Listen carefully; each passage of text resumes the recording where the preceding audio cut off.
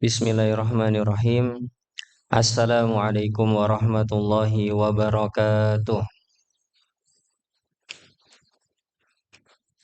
Innal hamdalillahi nahmaduhu wa nasta'inuhu wa nastaghfiruh wa na'udzu billahi min shururi anfusina wa min sayyiati a'malina. May yahdihillahu fala mudhillalah wa may yudlil fala hadiyalah.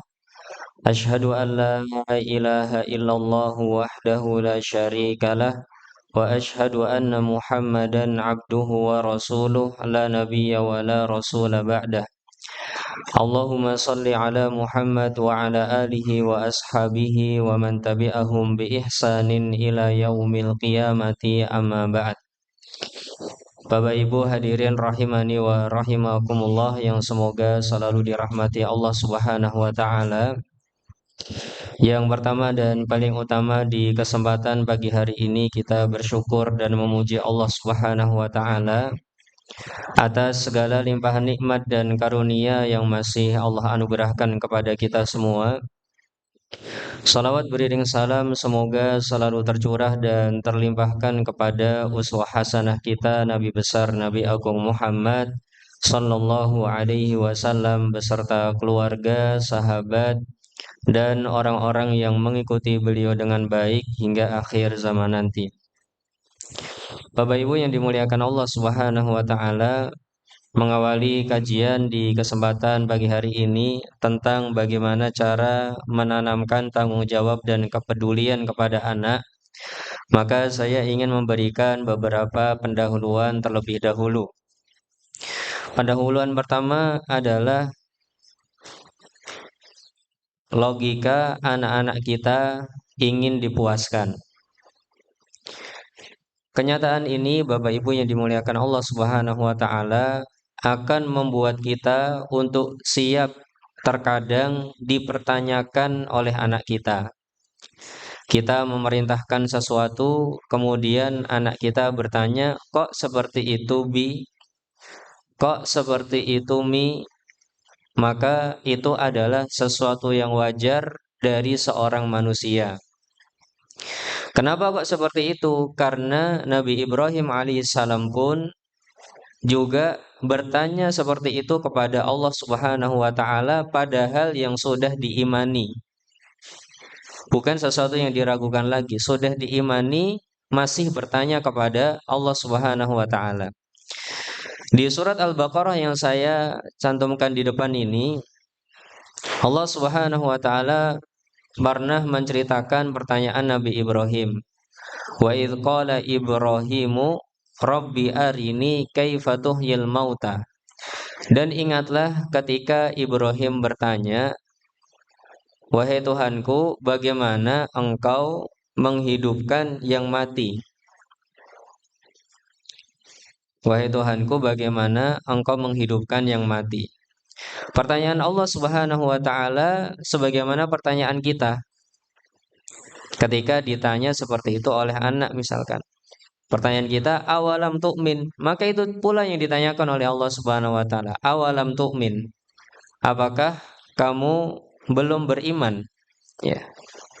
Dengan hal tersebut, apakah kamu belum beriman kalau aku itu bisa menghidupkan yang mati?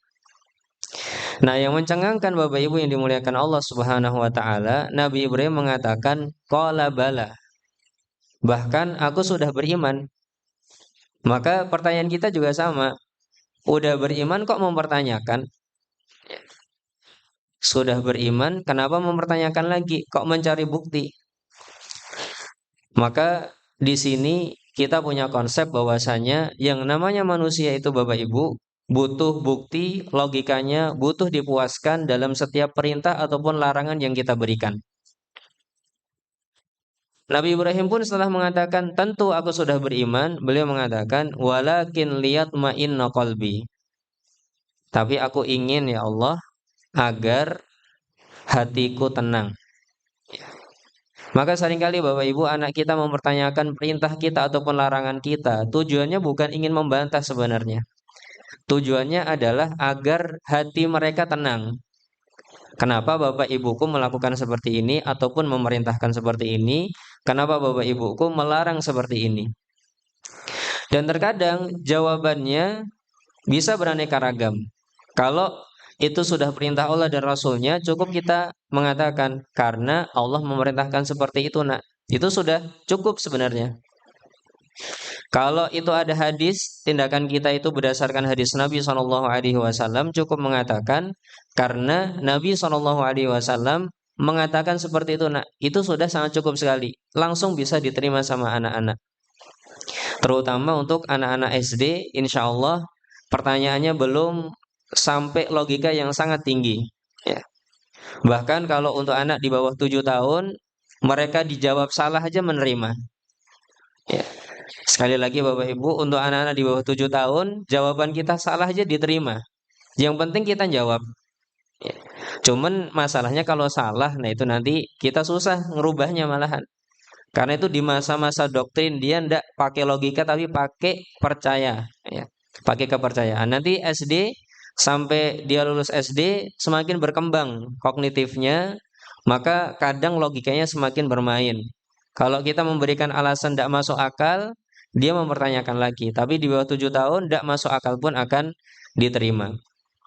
Maka ini harus kita sadari Bapak Ibu bahwasanya anak-anak mempertanyakan perintah kita ataupun larangan kita tujuannya buat hati mereka tenang, logikanya dipuaskan. Maka jawab saja, nggak usah emosi. Ya, katakan memang ini perintah Allah, memang ini perintah Nabi, nak. Ya, kita melakukan ini. Itu sudah sangat cukup sekali. Atau kalau mau memuaskan logika dengan praktek boleh. Nah, ini yang dilakukan oleh Allah Subhanahu wa taala di ayat ini. Sudah tahu Nabi Ibrahim sudah beriman, tapi Allah tetap memberikan buktinya. Tidak mengatakan ya sudah toh Ibrahim, sudah beriman tidak perlu bukti. Tidak dilakukan oleh Allah Subhanahu wa taala. Allah malah memerintahkan fakhud arba'atam minat toiri, ambillah 4 burung. Ya. Fasurhunna ilaika. Kemudian disembelih, dicincang-cincang, kemudian dagingnya dicampur-campur. Tsumma ja'al ala kulli jabalin minhunna juz'a. Kemudian letakkan campuran-campuran. Ya, baik Bapak-bapak, Ibu-ibu yang dimuliakan Allah Subhanahu wa taala, kita lanjutkan tentang bagaimana Allah Subhanahu wa taala memuaskan logikanya Nabi Ibrahim. Allah memberikan bukti untuk ngambil 4 burung, dicincang, kemudian diletakkan di beberapa gunung. Kemudian kata Allah Subhanahu wa taala, "Tsumma da'uhunna ya'tinaka sa'ya." Kemudian panggil burung itu, nanti burungnya akan datang dengan bersegera kepadamu. Ya. Wa'lam annallaha azizun hakim, ketahuilah Allah sangat maha perkasa dan maha bijaksana. Artinya Bapak Ibu yang dimuliakan Allah Subhanahu wa taala, ayat ini sebuah bukti bahwasanya yang namanya anak muda itu logikanya pengen dipuaskan. Tidak ingin, ya, mendapatkan perintah dan larangan tanpa sebuah alasan. Makanya Luqman Al-Hakim ketika mengatakan kepada anaknya, la tusyrik billah, nak, bapak sayang kepadamu, jangan sekutukan Allah. Maka Nabi atau Luqman Al-Hakim mengatakan, inna syirka la dzulmun adzim. Karena kesyirikan itu adalah kezaliman yang paling jahat. Contoh memuaskan logika seperti itu Bapak Ibu. Cukup 1-2 kalimat sudah cukup. Karena kesyirikan itu kezaliman yang terbesar. Atau misalkan kita mencontoh hadis Nabi SAW, ayo nak kita sholat. Sholat itu cahaya misalkan.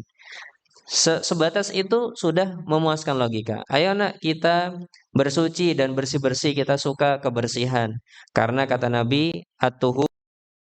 Cek. Baik Bapak Ibu, ini yang pertama. Pendahuluan pertama bahwasanya anak kita ingin dipuaskan logikanya. Kemudian Bapak Ibu yang dimuliakan Allah Subhanahu wa taala, saya ingin memberikan pendahuluan berikutnya dengan kalimat dari Syekh Abdul Razak Al-Badr hafizahullah taala. Kita lihat apakah suaranya bisa masuk atau tidak. Saya akan terjemahkan pelan-pelan.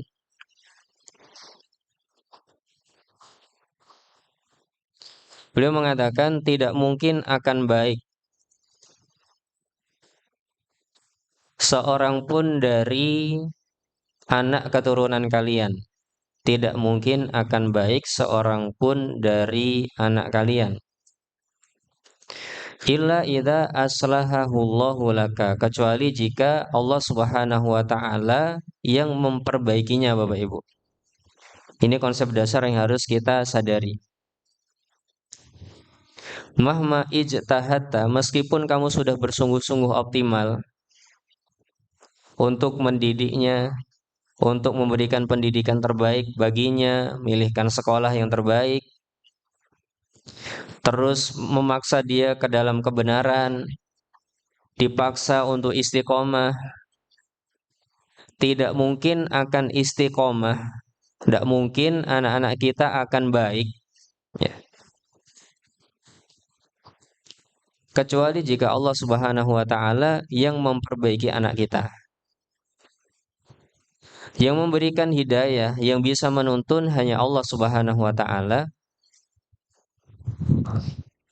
Yang bisa memberikan taufik juga hanya Allah Subhanahu wa taala.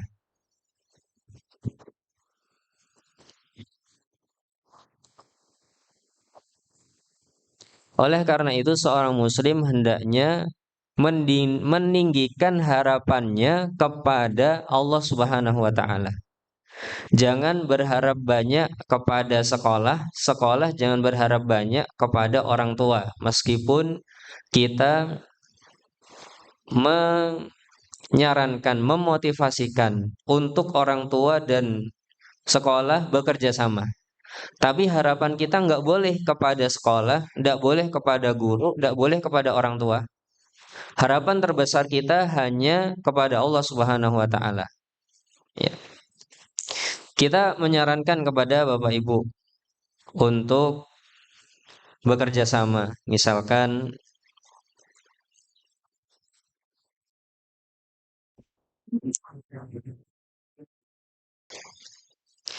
kita berdoa kepada Allah semoga saja ini mati yang terakhir Bapak Ibu ya. Nanti sampai terakhir tidak ada mati listrik lagi. Baik, Bapak Ibu yang dimuliakan Allah Subhanahu wa taala, tadi kata Syekh Abdul Razak, jangan pernah berharap ataupun hendaknya harapan kita dibesarkan kepada Allah Subhanahu wa taala. Jangan kepada makhluk-makhluk dari dunia. Ya. Orang tua, orang tua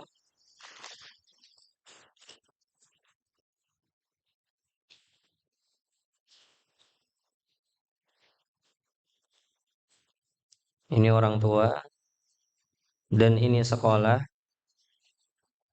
maka mereka harus menjadikan segitiganya di atasnya di sini adalah harapan kepada Allah Subhanahu wa taala. Orang tua jangan ke sana, sekolah jangan ke sana. Meskipun itu penting dan kita mengajarkan dan mendorong orang tua untuk bekerja sama dengan sekolah. Maksudnya gimana bekerja sama ini? Orang tua kalau melihat anaknya tidak memuliakan gurunya, diajari, "Nak sama Pak Guru seperti ini caranya." Ya. Ketika guru melihat anak tidak baik sama orang tuanya, maka gurunya menyatakan, "Nak sama orang tua, hendaknya kamu begini." Cuman satu kalimat, dua kalimat saja Bapak Ibu. Itu akan memperbaiki anak-anak kita. Ya. Jadi namanya kerjasama. Dan ini sebagaimana orang tua, bapak dan ibu juga harus bekerja sama. Punya simbiosis mutualisme, saling bekerja sama. Gimana cara kerjasamanya? Kalau anak tidak baik sama ibunya, bapaknya yang turun tangan.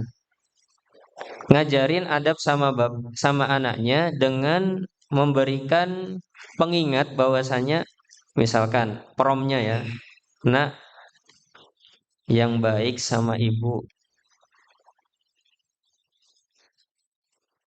ibu sudah mengandungmu 9 bulan 10 hari. Begitu Bapak Ibu. Bapaknya yang turun tangan untuk memperbaiki adabnya anak kepada ibunya. Ingat-ingat lagi dulu istrinya ngapain? Misalkan menyusui 2 tahun. Bapaknya yang ingat ini. Nak, yang baik sama ibu karena ibumu dulu sudah nyusuin kamu 2 tahun. Hmm. Perjuangan yang lainnya misalkan, nak, yang baik sama ibumu karena dulu ibumu itu sering begadang untukmu. Ibu sering begadang untukmu. Ya, ibu sering begadang untukmu. Dan perjuangan-perjuangan seorang ibu lainnya.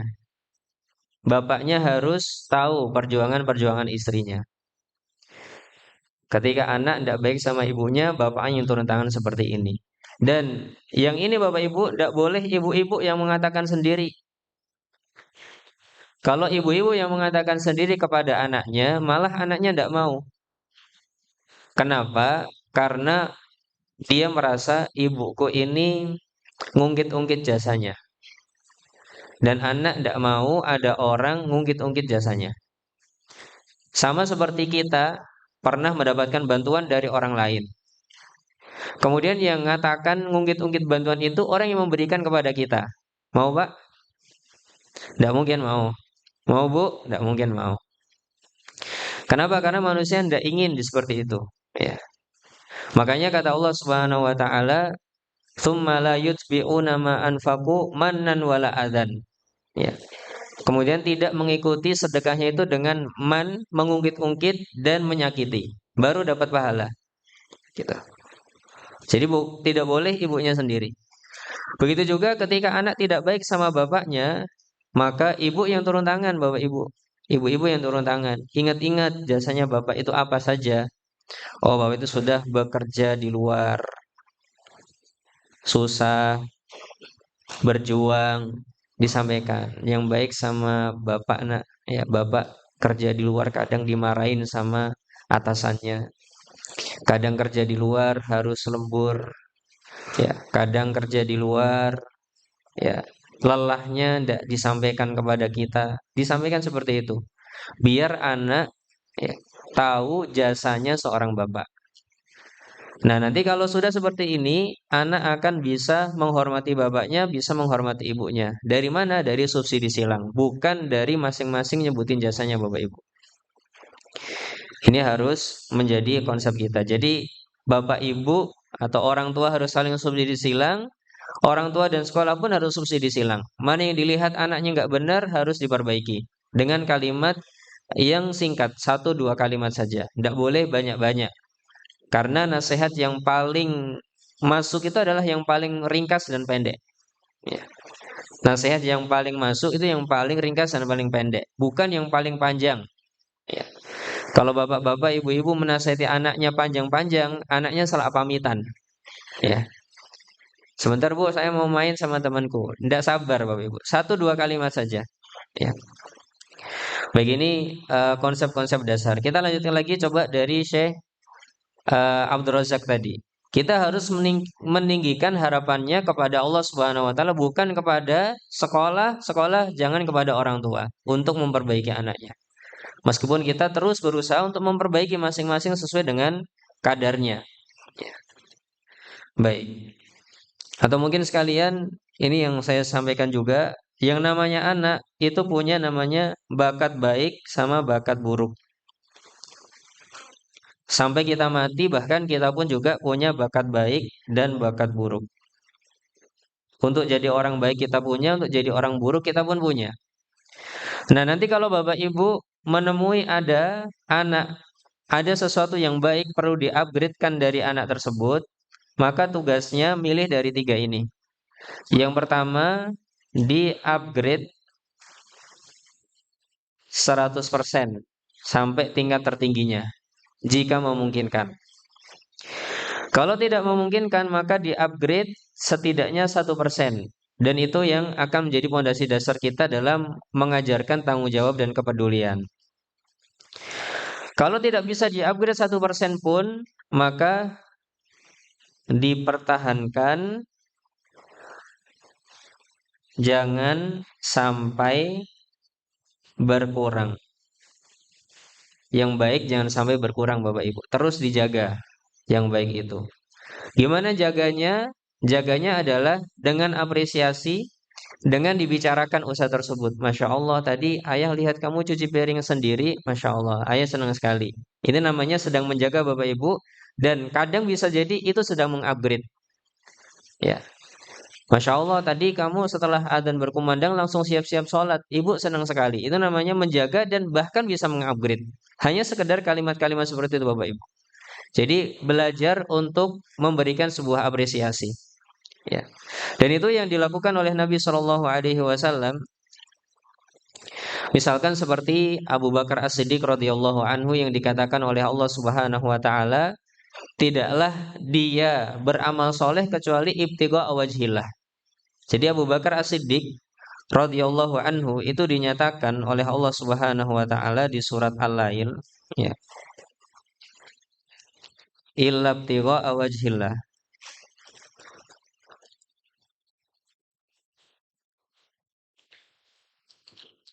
Ya, kata Allah Subhanahu Wa Taala, alladzi yu'ti malahu yatazakka, yaitu orang yang memberikan hartanya untuk mensucikan dirinya. Wa ma li ahadin indahu min nikmatin tujza. Tidak ada seorang pun punya jasa kepada Abu Bakar kecuali pasti dia akan membalas. Apa tujuannya? Illabtigha wajhi rabbihil a'la. Kecuali untuk mengharapkan keridhaan Allah Subhanahu wa taala. Sudah seperti ini Bapak Ibu konsepnya Abu Bakar. Ketika membantu itu berharap pahala dari Allah Subhanahu wa taala. Nabi Shallallahu alaihi wasallam masih berusaha untuk mengapresiasi Abu Bakar As-Siddiq radhiyallahu anhu. Salah satu hadisnya dari beliau Shallallahu alaihi wasallam adalah tidak ada seorang pun di antara manusia, ya, yang amanna alayya fi nafsihi wa malihi, yang lebih pemurah kepadaku dalam harta dan jiwanya, paling rela berkorban harta untukku, paling rela berkorban jiwa untukku. Bahkan di Jabal Thur beliau rela untuk disengat sama kalajengking biar Nabi Shallallahu Alaihi Wasallam nggak disengat. Ya. Apa tujuannya? Untuk mengharapkan bala dari Allah Subhanahu Wa Taala. Kata Nabi mengapresiasi tidak ada seorang pun dari manusia yang paling pemurah dalam harta dan jiwanya untukku min Abi Bakar ibni Abi Quhafah, dari Abu Bakar bin Abi Quhafah. Jadi Nabi mengapresiasi Abu Bakar As-Siddiq radhiyallahu anhu, diberikan apresiasi. Suhaib Ar-Rumi misalkan Bapak Ibu, berhijrah dari Mekah ke Madinah. Dulu beliau datang ke Mekah masih menjadi atau datang ke Mekah berdagang di Mekah akhirnya menjadi orang kaya. Ketika mau berhijrah dihadang sama orang-orang kafir Quraisy. Ketika dihadang tersebut, beliau mengatakan, sesungguhnya kalian tahu, aku adalah orang yang paling pandai memanah. Kalian tidak akan mendekatiku kecuali setelah aku menghabiskan anak panahku ini. Dan kalau anak panahku sudah habis, akan kugunakan pedangku ini sampai masih ada yang tersisa di tanganku. Atau aku berikan pilihan yang ketiga. Ku sampaikan kepadamu di mana tempat aku nyimpan uangku, cuman beri izin kepadaku atau persilahkan diriku untuk berhijrah, jangan ganggu aku. Maka orang-orang kafir Quraisy memilih yang ketiga ini. Ya. Memilih yang ketiga, maka ketika sudah sampai di Madinah Bapak Ibu, apa yang dikatakan Nabi Shallallahu alaihi wasallam? Nabi Shallallahu alaihi wasallam mengatakan, "Rabihal bai'u." Jual beli yang untung besar. Jual beli yang untung besar. Nabi enggak diam aja. Ya wajar lah. Ya namanya Islam kayak gini perjuangan. Ya. Hijrah itu ya harus berjuang. Enggak, Nabi Shallallahu alaihi wasallam mengapresiasi Bapak Ibu. Jual beli yang untung, jual beli yang untung. Karena jiwa manusia itu pengen diapresiasi, pengen diakui perjuangannya. Anak-anak kita juga seperti itu, pengen diakui perjuangannya. Sebutkan usaha-usahanya, gitu. Maka turunlah sebuah ayat di salah satu firman-Nya, wa minan nasi man yashri nafsahu ibtigha amardatillah. Ya. Man yashri nafsahu ibtigha amardatillah wa minan nasi man yashri nafsahu ibtigha amardatillah. Ini adalah ayat yang turun dengan peristiwanya Suhaib Ar-Rumi tersebut. Bapak Ibu bisa baca tafsirannya di tafsir Ibnu Katsir misalkan. Ya. Jadi beliau berhijrah sudah ikhlas karena Allah Subhanahu wa taala, tapi tetap diapresiasi sama Nabi Bapak Ibu. Itu hebatnya Nabi Shallallahu alaihi wasallam. Makanya pendidik terbaik itu adalah Nabi Shallallahu alaihi wasallam, ya. Tidak ada seorang pun sebelum beliau dan setelah beliau yang lebih baik pendidikannya daripada Nabi Muhammad Shallallahu alaihi wasallam. Kata Muawiyah bin Hakam As-Sulami. Karena beliau pandai untuk mengapresiasi. Maka kita sebagai orang tua Bapak Ibu pandai-pandailah untuk mengapresiasi anak-anak kita. Di-upgrade tadi. Kalau punya bakat baik, di-upgrade bakat baiknya dengan dikomentari perjuangannya. Kemudian kalau ada bakat buruk Bapak Ibu, maka yang dilakukan juga tiga. Ya. Yang pertama adalah dihilangkan 100%. Kalau bisa. Wah susah Ustadz. Maka dihilangkan 1% kalau tidak bisa. Kalau 1% juga tidak bisa, maka setidaknya dijaga agar tidak semakin parah.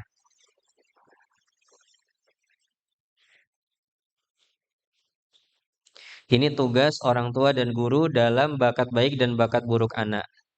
Nah, seringkali Bapak Ibu, kita itu lebih berkomentar pada hal yang buruk. Kemudian yang baik didiemin aja, tidak pernah kita komentari. Padahal namanya at-ta'liqu at-ta'yid. Ada sebuah kaidah namanya at-ta'liqu at-ta'yid. Komentar itu menguatkan. Jadi apa yang kita komentari itu semakin menguatkan anak-anak kita. Jadi kita harus berusaha untuk sering-sering mengomentari yang baik. Jangan sering-sering mengomentari yang buruk. Ya. Baik. Ini yang kita sarankan agar Bapak Ibu terus bekerja sama antara orang tua dan sekolah. Melihat anaknya tidak baik sama gurunya, diajarkan bagaimana dulu para ulama menghormati guru-gurunya. Ada guru melihat anaknya nggak baik sama orang tuanya, dikasih tahu. Ya, biar mereka saling bekerja sama untuk membentuk individu yang baik. Ya, baik. Begitu Bapak Ibu, kita lanjutkan lagi tadi kalimat dari Syekh Abdul Razak. Ya, kita harus memperbesar harapan kita kepada Allah Subhanahu wa taala dan meminta kepada Allah Subhanahu wa taala. Ya. Jadi kita harus banyak meminta kepada Allah agar Allah memperbaiki anak-anak kita. Ya, agar Allah Subhanahu wa taala memperbaiki anak-anak kita. Bahkan di video ini sebenarnya beliau melanjutkan dengan doa Nabi Ibrahim untuk anaknya. Di antara doa Nabi Ibrahim untuk anaknya Bapak Ibu, dan ini bagus untuk dibaca orang tua bersama dengan anaknya. Surat Al-Baqarah ayat 128. Bagus untuk dibaca bersama dengan anak. Orang tua, ibu sama anak baca doa ini. Bapak sama anak kadang baca doa ini. Doa agar anak menjadi orang yang patuh pada Allah. Di surat Al-Baqarah ayat 128. Doa Nabi Ibrahim alaihissalam adalah Rabbana waja'alna muslimaini laka. Ya Allah, jadikanlah kami menjadi dua orang yang selalu tunduk dan patuh kepadamu. Siapa dua orang tersebut Bapak Ibu? Ibrahim dan Ismail. Jadi dua orang dibaca bareng-bareng. Atau setidaknya yang baca orang tua anaknya di sampingnya dan mengatakan ya Allah jadikanlah aku dan anakku ini ya Allah gitu. Orang yang selalu tunduk dan patuh kepadamu.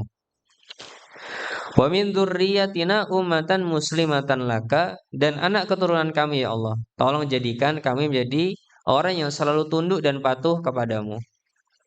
Maka kita berdoa seperti ini Bapak Ibu. Ini yang disampaikan Syekh Abdul Razak yang tidak ada di video ini tadi. Ya. Kelanjutannya adalah beliau membawakan doa ini agar anak-anak patuh dan tunduk kepada Allah Subhanahu wa taala. Jadi doanya dan harapannya kepada Allah Subhanahu wa taala, dan cara mengamalkan doa ini adalah ngajak anak untuk mengamalkan doa ini bareng-bareng. Ibu sama anaknya, bapak sama anaknya. Pernah mengamalkan, Pak? Belum pernah. Ibu-ibu juga belum? Salah satu amalan. Sudah, Bu? Alhamdulillah. Baik. Nah, kemudian Bapak Ibu yang dimuliakan Allah Subhanahu wa taala, saya kemarin membuat beberapa konsep bagaimana cara menanamkan habits ataupun kebiasaan kepada anak. Jadi di kertas Bapak Ibu itu ada yang bentuknya daftar, ya, ada yang bentuknya keterangan, dan saya bahas yang bentuk keterangan terlebih dahulu. Di sini adalah saya mau membahas tentang fase pembentukan habits dulu.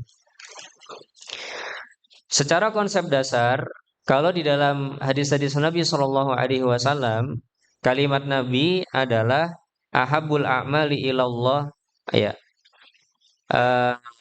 adwa muha wa ingqalla. Saya terjemahkan di sini, amalan yang paling dicintai oleh Allah adalah yang paling bisa dijadikan habit meskipun atomik.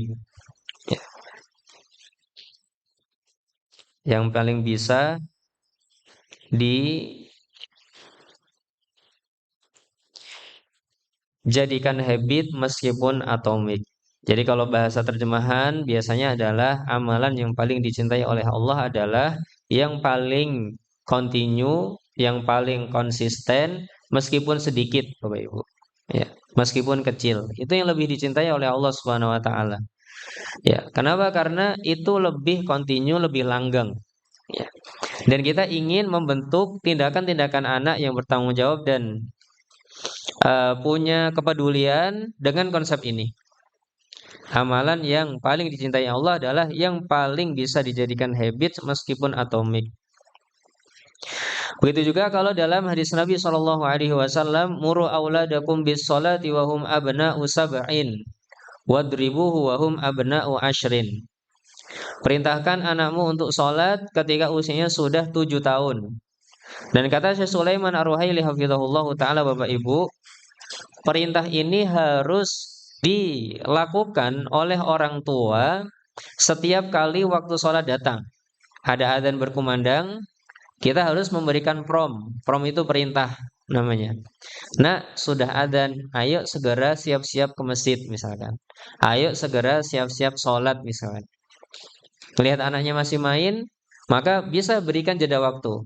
Boleh lanjutin main dulu, nanti setelah 2 menit, ya, HP ini berdering, nanti kita siap-siap sholat ya.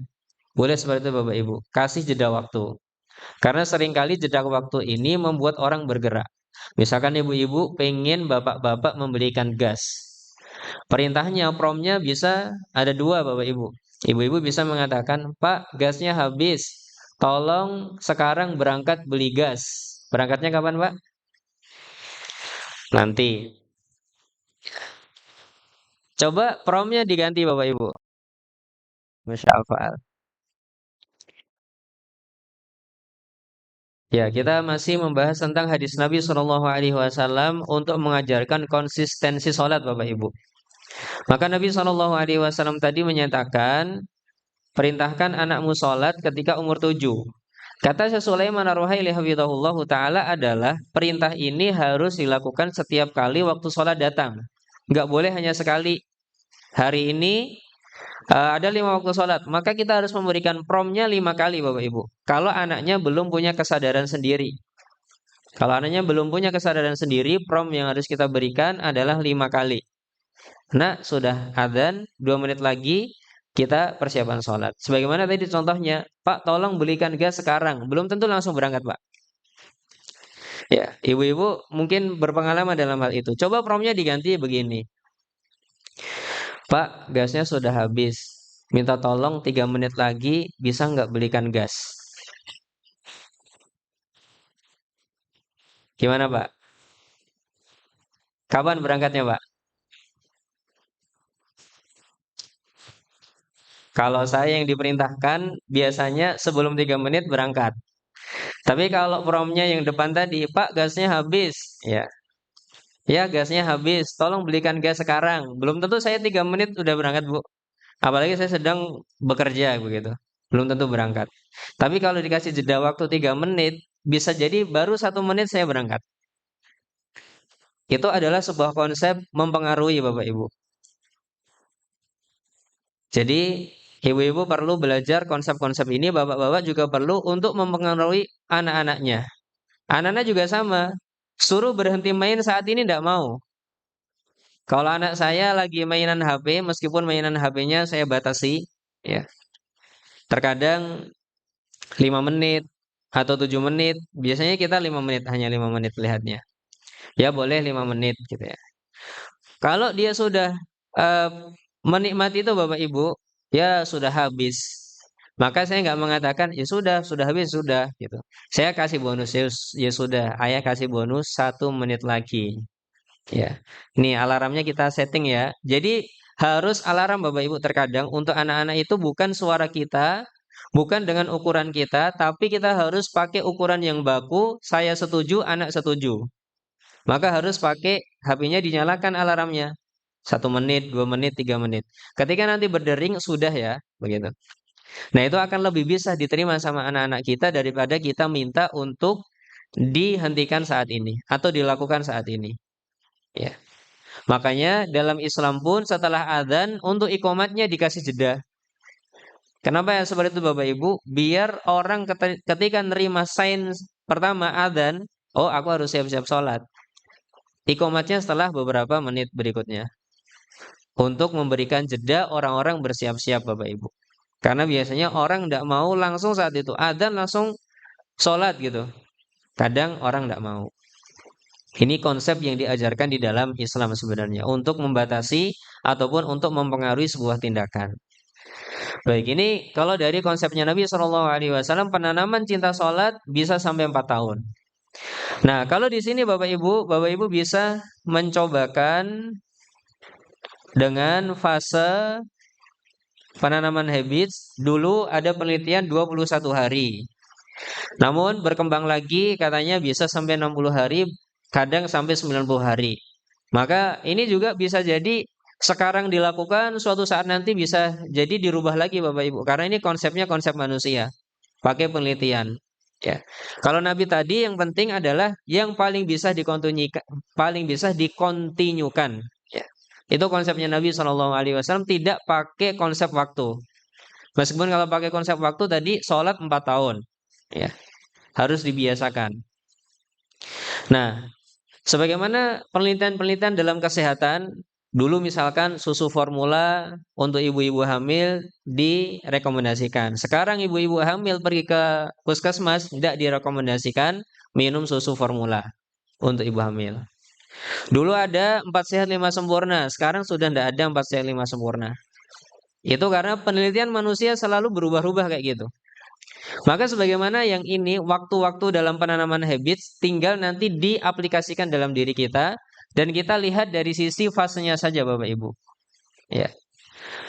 Konon katanya pembentukan behavior ataupun tindakan itu rumusnya adalah motivasi dikalikan ability dikalikan trigger atau dikalikan dengan prompt di sini. Jadi rumusnya adalah jadi anak-anak melakukan tindakan maka rumusnya adalah M yaitu motivasi dikalikan A yaitu ability yaitu kemampuan dikalikan kalau di sini tadi T atau P kalau saya pakai P saja namanya prompt. Motivasi kita semua sudah tahu motivasi ya. Kenapa kita sholat? Kita semua bisa jawab karena sholat itu penting. Nanti pertama kali dihisab oleh Allah Subhanahu Wa Taala. Barang siapa sholat nanti di akhirat punya cahaya. Barang siapa nggak sholat maka di akhirat nanti nggak punya cahaya. Anak-anak belum punya itu Bapak Ibu. Ya, anak-anak belum punya itu. Kita yang sudah dewasa punya itu namanya motivasi dalam sebuah tindakan. Nah, motivasi anak untuk sholat berarti masih rendah di sini. Kemudian ability itu juga masih rendah. Kenapa? Karena seseorang ketika membiasakan sesuatu berawal dari susah dulu. Ya, makanya rumusnya tadi seperti ini gambarannya. Ini M-nya di sini, ini A-nya di sini. Ya. Ini motivasinya tinggi, ini motivasinya rendah. Di sini ability-nya adalah susah dilakukan dan semakin berjalan waktu menjadi mudah. Semua kebiasaan kita seperti itu. Dulu awalnya susah sekali. Maka lama-lama kalau dibiasakan terus jadi mudah. Makanya kata Nabi, adwa muhawa ingkolla. Yang paling bisa dikontinyukan meskipun sedikit. Kenapa? Karena kalau sudah bisa dikontinyukan, semakin mudah dilakukan Bapak Ibu. Nah, ketika ketika seorang anak melakukan sebuah tindakan, motivasinya rendah, misalkan nol misalkan, dan baru pertama kali, maka dia di sini nggak ada tindakan yang bisa dihasilkan Bapak Ibu. Maka agar bisa ada tindakan, maka dibuatlah yang namanya trigger di sini. Nah, ini namanya perintah kita. Perintah kita di sini. Ketika masih low, ya, motivasinya masih rendah, masih susah, maka kita harus memberikan trigger. Nak, sholat dulu. Ya. Dan kita nggak boleh berharap besar Bapak Ibu, anak-anak tingkat SD melakukan tindakan apa-apa sendiri atau sadar sendiri. Ya. Harus ada triggernya. Makanya Nabi Shallallahu Alaihi Wasallam perintahkan anak kalau sudah 7 tahun untuk sholat. Nabi nggak berharap udah dia di atas fitrahnya nanti dia sholat sendiri. Enggak kayak gitu Bapak Ibu. Harus ada trigger di sini perintah. Nak sudah adzan, ayo sholat dulu. Gitu. Nah triggernya ini Bapak Ibu nanti akan mengalami beberapa fase sampai di fase mudah. Ya. Untuk masuk ke fase mudah ini maka konon katanya ada fase penolakan dan melawan ataupun lupa. Jadi nanti kalau Bapak Ibu membiasakan sesuatu untuk anak, ya, kemudian anaknya di fase-fase pertama menolak, melawan, ataupun lupa, jangan putus harapan Bapak Ibu. Itu sesuatu yang wajar. Apalagi di fase 1 sampai 14 hari. Ya, kita saja, coba Bapak Ibu, saya memberikan sebuah challenge ataupun tantangan kepada Bapak Ibu. Challenge-nya adalah membiasakan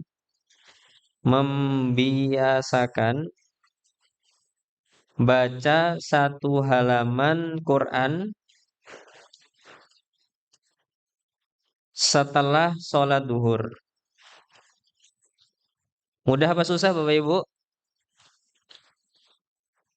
Ini kalau di awal-awal, kalau dilihat secara logika, mudah sebenarnya Bapak Ibu. Ini cukup waktu berapa menit Pak? Baca 1 halaman? Berapa menit Pak? Ibu-ibu berapa menit baca 1 halaman? Belum pernah baca 1 halaman diwaktui? Ya anggap saja 2 sampai 5 menit Bapak Ibu ya. Itu cuma 1 halaman, 1 muka saja. Tapi kalau saya meminta, biasakan baca 1 halaman Quran setelah duhur, ini susah Bapak Ibu. Karena kita belum biasa. Bagaimana biar mudah? Ya, caranya biar mudah adalah kita biasakan. Setelah selesai sholat duhur, aku baca dulu Al-Quran 1 halaman. Promnya gitu, harus continue terus. Tidak boleh berubah-ubah terus. Jangan memulai sebuah kebiasaan dengan sesuatu yang tinggi. Setelah sholat duhur, saya mau baca Quran 1 juz. Saya yakin 1-2 hari dilakukan, habis itu libur sepanjang masa, Bapak Ibu. Ya. Kenapa? Karena kebiasaan tidak bisa dimulai dari sesuatu yang besar. Makanya kata Nabi tadi Shallallahu Alaihi Wasallam adalah wa in qalla, meskipun sedikit harus mulai dari sedikit.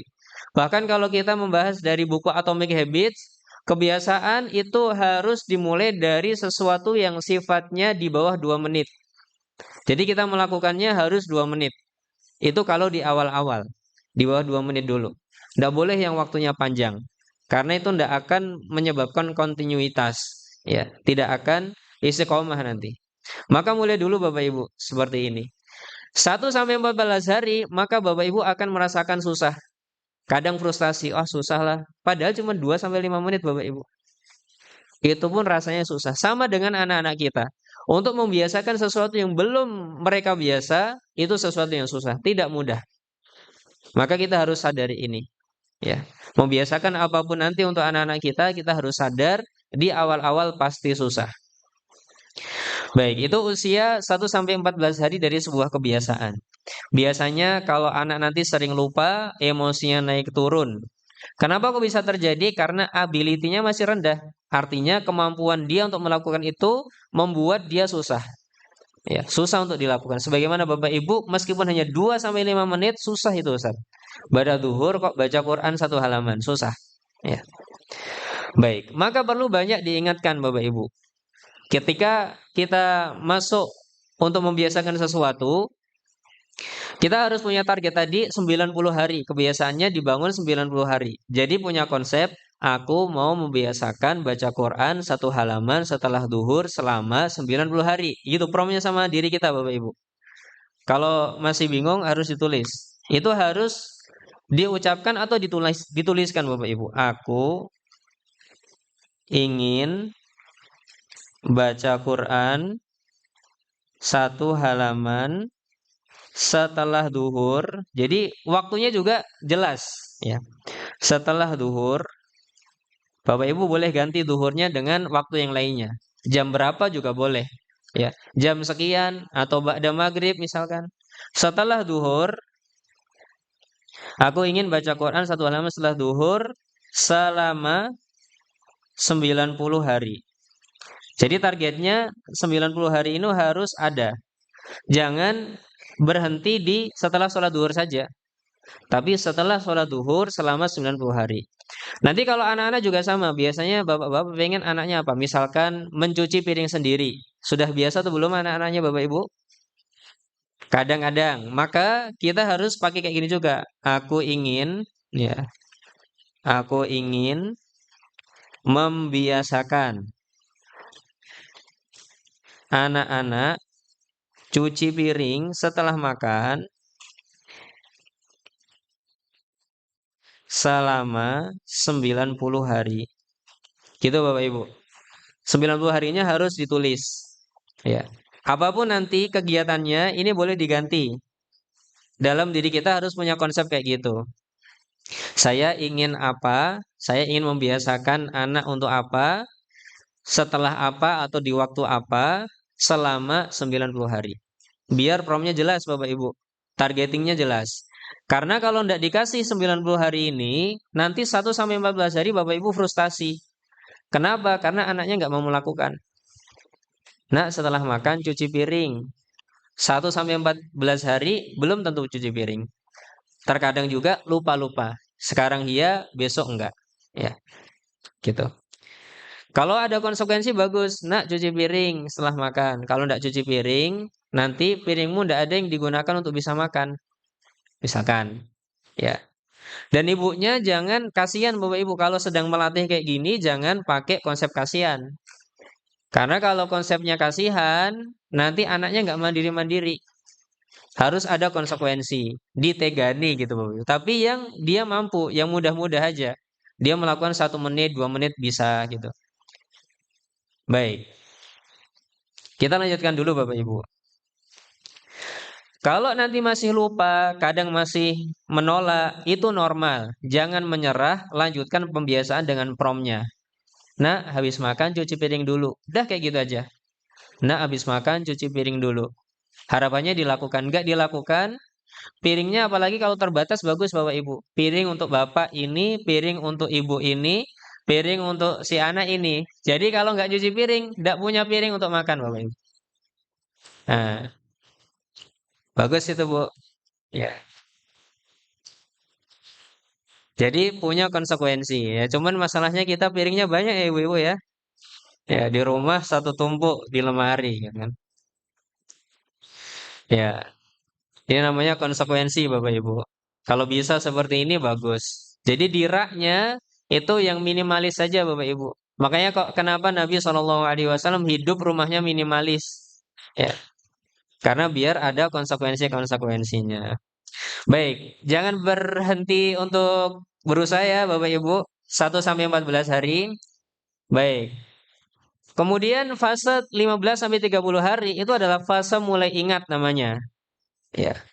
Biasanya anak sudah punya pola. Kita pun juga sudah mulai punya pola. Misalkan seperti tadi, baca 1 halaman Al-Quran setelah duhur sudah mulai punya pola kita. Ya, sudah mulai punya pola. Tapi masih perlu diingatkan Bapak Ibu. Jadi jangan berharap anaknya bisa sendiri di usia kebiasaan 15 sampai 30 hari. Jangan berhenti untuk ngingetin, ya. Jangan menggerutu di belakang aja. Ini kata Ustadz apa namanya, suruh ngasih prom. Ini sudah 30 hari anak saya belum kebiasa-kebiasa, ya. Jangan gerutu di belakang Ibu-ibu, disampaikan di depan, kasih promnya. Nak, setelah makan cuci piring terlebih dahulu. Ya, ini kebiasaan. Ya. Kemudian nanti dicatat Bapak Ibu. Jadi kan misalkan di sini saya kasih di sini form untuk ibu-ibu itu sebenarnya nulis sendiri sebenarnya. Yang mau dibiasakan itu apa? Ya. Yang mau dibiasakan itu apa? Misalkan di sini tadi cuci piring misalkan. Maka ditulis Bapak Ibu, cuci piring setelah makan. Nah, cuci piring setelah makan ini dibuat seperti ini Bapak Ibu. Hari pertama diukur. Nah, hari pertama diukur. Ukurannya yang mana? Ukurannya di belakang. Ukurannya di belakang. Ada angka 1 sampai 4. Mana tadi? 1 sampai 4. Nah, ini namanya skor penilaian. 1 itu perlu bimbingan intensif. Anaknya jarang melakukan atau anaknya menolak. Kita anggap itu wajar, maka kita kasih nilai 1. Dan kita berikan papan penilaian seperti itu untuk anak kita Bapak Ibu. Nah, kita sedang membiasakan seperti ini di rumah. Kalau bisa, semua anggota keluarga. Ibunya iya, bapaknya iya, anaknya iya. Atau misalkan mulai dari gosok gigi sebelum tidur misalkan. Juga bisa kita biasakan kayak gitu. Perlu bimbingan intensif, pertama. Ya, gosok gigi sebelum tidur misalkan. Kalau masih perlu bimbingan intensif, kita kasih angka 1. Ya. Kalau sudah mulai tumbuh, kita kasih angka 2. Mulai tumbuh artinya belum konsisten, masih perlu sering diingatkan. Ya, dia belum konsisten. Nah, untuk yang ketiga adalah berkembang. Ketika diingatkan, langsung menjalankan. Diingatkan, menjalankan, dan sudah konsisten. Artinya dia sudah mulai berkembang. Nah, kalau skornya 4, itu adalah sudah stabil tanpa diingatkan. Dan ini kalau bisa, anak itu membaca. Nak, kita sedang membiasakan kegiatan ini. Skormu adalah 1. Kalau kamu jarang melakukan atau menolak, itu skornya 1. Kalau kamu belum konsisten, masih perlu diingatkan oleh ayah sama bunda, kamu artinya dalam fase mulai tumbuh, skor kamu 2. Ya. Kemudian kalau kamu nanti sudah bisa konsisten dengan diingatkan sedikit-sedikit, maka kamu sudah mulai fase 3. Kemudian kalau kamu nanti sudah stabil, bisa melakukan sendiri tanpa diingatkan, maka kamu sudah mulai fase keempat. Ya, di fase keempat yang paling tinggi. Sampaikan ini sama anak Bapak Ibu, biar dia suka untuk dinilai. Karena anak-anak itu senang sekali kalau dinilai. Ya, dia suka untuk dinilai. Gitu. Kalau bisa, nanti yang ngisi kayak gini, anaknya juga bagus. Ya, yang ngisi di sini adalah anaknya. Oh, skor saya berapa ya hari ini? Oh, 1. Ya. Berikutnya berapa? Oh, 2. Oh, masih 1 lagi, kembali 1. Hari keempat berapa lagi? Oh, dia sudah nyuci sendiri ternyata 4 gitu. Begitu seterusnya Bapak Ibu. Nanti muncul rata-rata sendiri. Nanti kalau Bapak Ibu butuh apa namanya? Excel-nya saya kirim Excel-nya sudah. Ya, tapi silahkan diedit-edit sendiri ya Bapak Ibu ya. Ini kemarin saya ngedit-edit sendiri.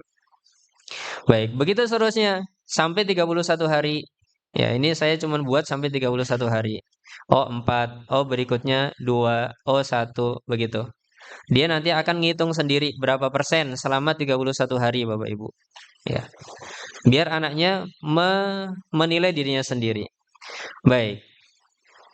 Nah, kemudian Bapak Ibu yang dimuliakan Allah Subhanahu wa taala, fase yang kedua itu tadi sudah mulai ingat, sudah punya pola, tapi masih perlu diingatkan. Masih butuh reward eksternal kadang. Masya Allah, Ibu senang banget hari ini kamu sudah nyuci piring sendiri misalkan. Itu namanya reward Bapak Ibu. Mengapresiasi dan membicarakan usaha dia. Di fase kedua ini dia belum bisa mandiri tanpa diingatkan. Jadi memang harus diingatkan dulu. Ya, seperti mengingatkan sholat tadi sampai umur 10 tahun tetap diingatkan terus. Nak sudah adzan, ayo segera sholat. Nak sudah adzan, ayo segera sholat. Harus diingatkan seperti itu. Kemudian fase setengah mandiri Bapak Ibu 31 sampai 60 hari biasanya anak-anak sudah bisa mandiri tapi terkadang kelupaan. Makanya salah satu yang dibiasakan oleh Allah Subhanahu wa taala kepada kita adalah puasa Ramadan 30 hari. Itu salah satu proses pembiasaan kita Bapak Ibu sebenarnya. Cuman masalahnya setelah Ramadan selesai, target kita selesai. Sehingga Bapak Ibu harusnya ya, nanti promnya yang ada di sini adalah aku ingin membiasakan di Ramadan untuk misalkan untuk baca Quran misalkan ya 1 hari 1 juz dibagi 5 kali dalam sehari, berarti kalau 1 juz dibagi 5 kali artinya 4 halaman ya, atau 4 halaman per waktu ya, per waktu. Dan akan aku lakukan rumus ini selama berarti 360 hari dikurangi 30 hari, 330 hari berikutnya. Nah, promnya harus jelas kayak gitu Bapak Ibu. Untuk diri kita biar konsisten. Aku ingin apa ini tadi? Membiasakan di Ramadan untuk baca Quran 1 hari 1 juz dibagi 5 kali dalam sehari 4 halaman per waktu dan akan aku lakukan apa ini? Saya pun yang nulis bingung. Ya.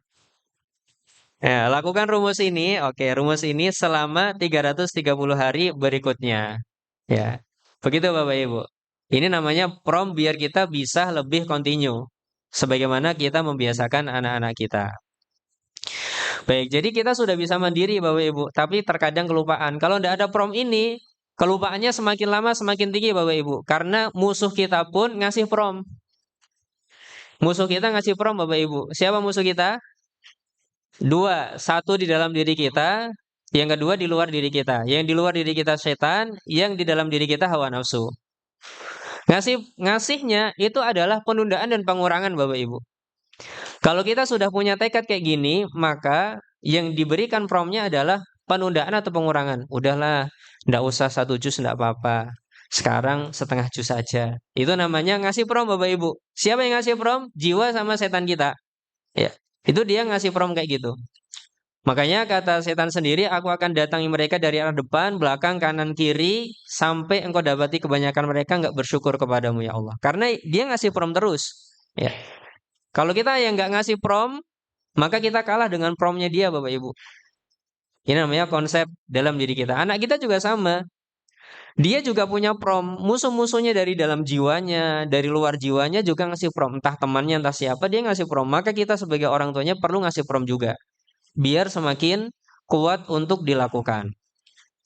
Gitu. Jadi masih kelupaan kadang. Sehingga saat lupa perlu diingatkan. Kita perlu mengingatkan kita dengan konsep ini tadi. Ditulis, ya. Kemudian kalau bisa dibaca setiap hari. Makanya kenapa ada zikir pagi, zikir petang sebenarnya Bapak Ibu itu adalah proses untuk ngasih prom pada jiwa kita. Biar istiqomah ataupun yang semisalnya. Ya, kalau bisa dibaca artinya biar paham. Oh, aku ngasih prom apa sih ini? Ya, ngasih konsep apa sih dalam diriku? Karena itu sebuah konsep yang diberikan Nabi Shallallahu Alaihi Wasallam untuk pengingat diri kita. Ya, pengingat diri kita. Banyak konsep-konsepnya di dalam diri tersebut. Bahkan saya nulis untuk diri saya sendiri, namanya afirmasi positif, gitu. Mana nih bukunya nih?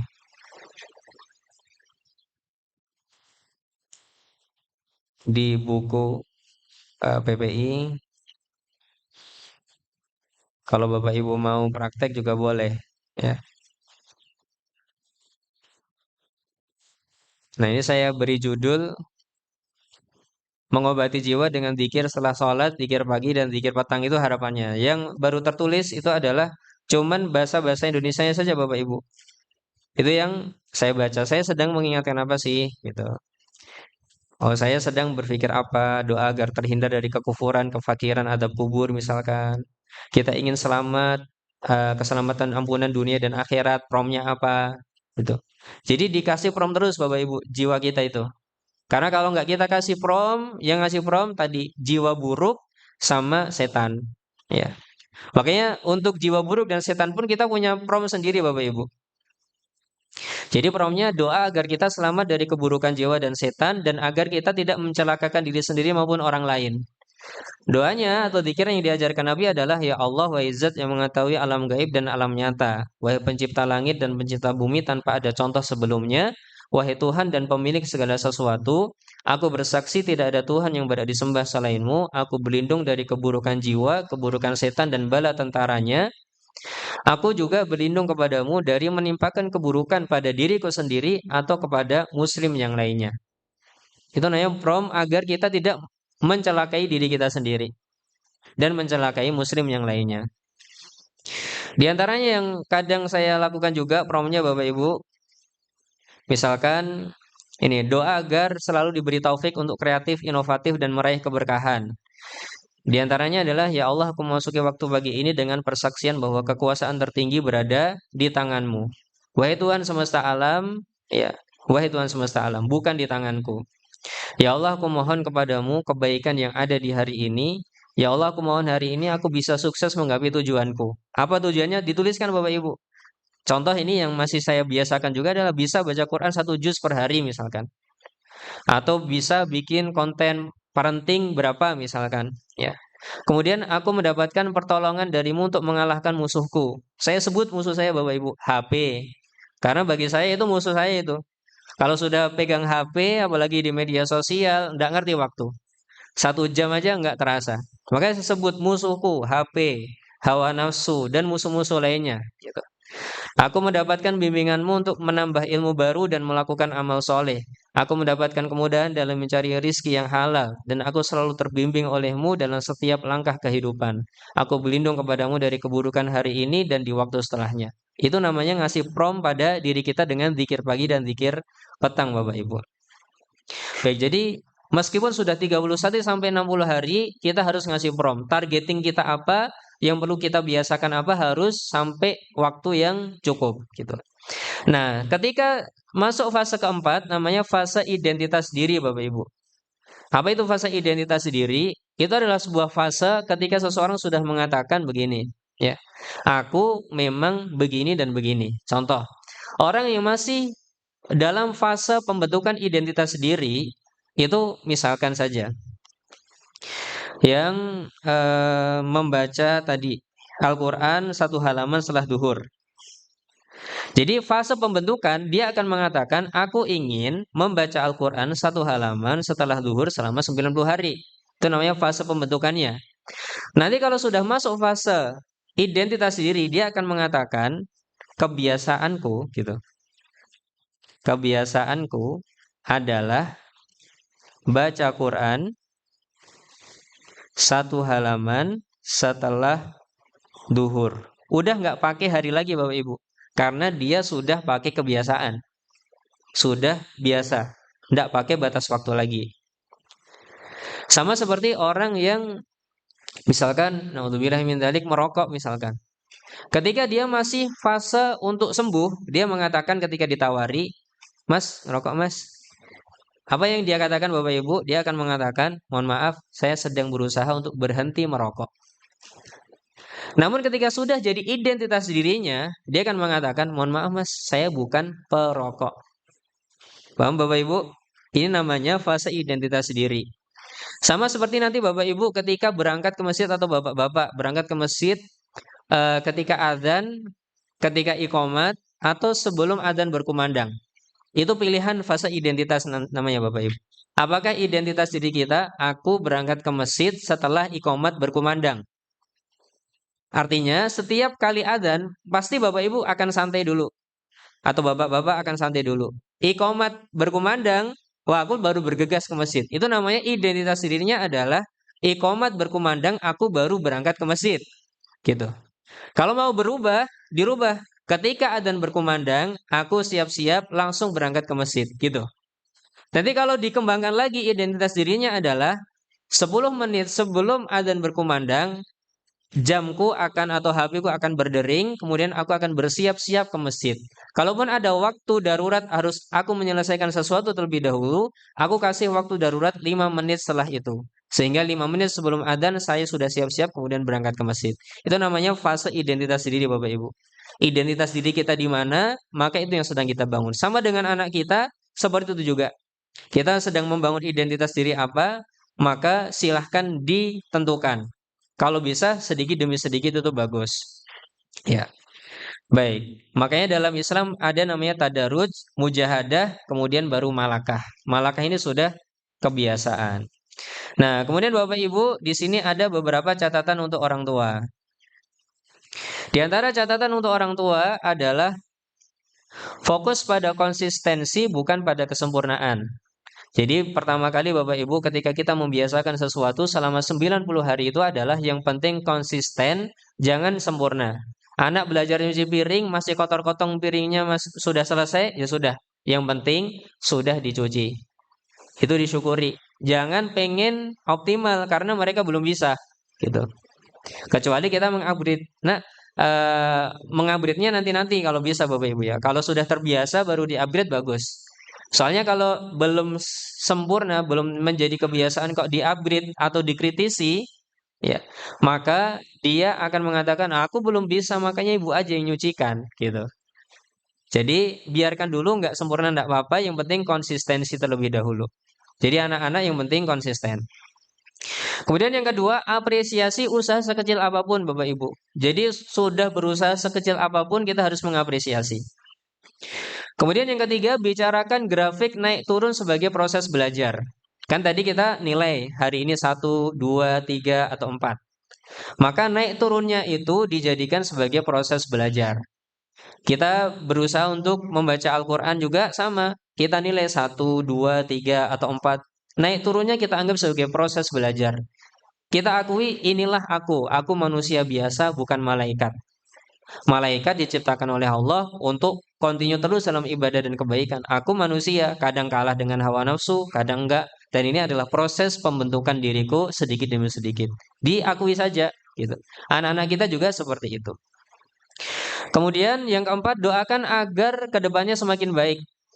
Jadi hari ini belum baik, kita katakan, enggak apa-apa nak. Hari ini kamu udah optimal, semoga kedepannya kamu semakin baik. Dan itu yang sering saya lakukan kalau sama anak saya, karena kalau dikritik hari itu dia nggak mau dan kadang nangis Bapak Ibu. Maka promnya saya ganti. Nggak apa-apa hari ini salah, semoga kedepannya semakin baik ya gitu. Dan mereka mau Bapak Ibu. Nggak apa-apa hari ini seperti itu, besok lagi jangan ya misalkan. Dia mau kasih ketika diberi jeda seperti itu. Ya, tidak mempermasalahkan kalimat saya. Tapi kalau saya mengatakan jangan seperti itu, nah itu tidak benar, itu salah, nangis Pak. Ya, maka saya harus merubah promnya. Hari ini dimaafkan, besok lagi diharapkan kebaikannya. Itu namanya prom. Doakan anak agar kedepannya semakin baik. Kenapa saya pakai konsep ini? Saya tiru Nabi Shallallahu Alaihi Wasallam ketika mengomentari Abdullah bin Umar bin Khattab radhiyallahu anhu ketika beliau tidak sholat malam. Ketika Abdullah bin Umar bin Khattab radhiyallahu anhu tidak sholat malam, maka kalimat Nabi Shallallahu Alaihi Wasallam bukan ngasih nasihat, bukan ngasih keutamaan-keutamaannya. Tapi Nabi Shallallahu Alaihi Wasallam hanya mengatakan, ya, ni'mar rajuli Abdullah laukana yusolli bilaili. Sebaik-baik laki-laki adalah Abdullah kalau dia sholat malam. Tidak ada perintahnya di situ Bapak Ibu. Tapi itu diterima sama hati, diterima sama orang yang dengar, itu malah semakin enak dan motivasi untuk baik itu tinggi. Ya.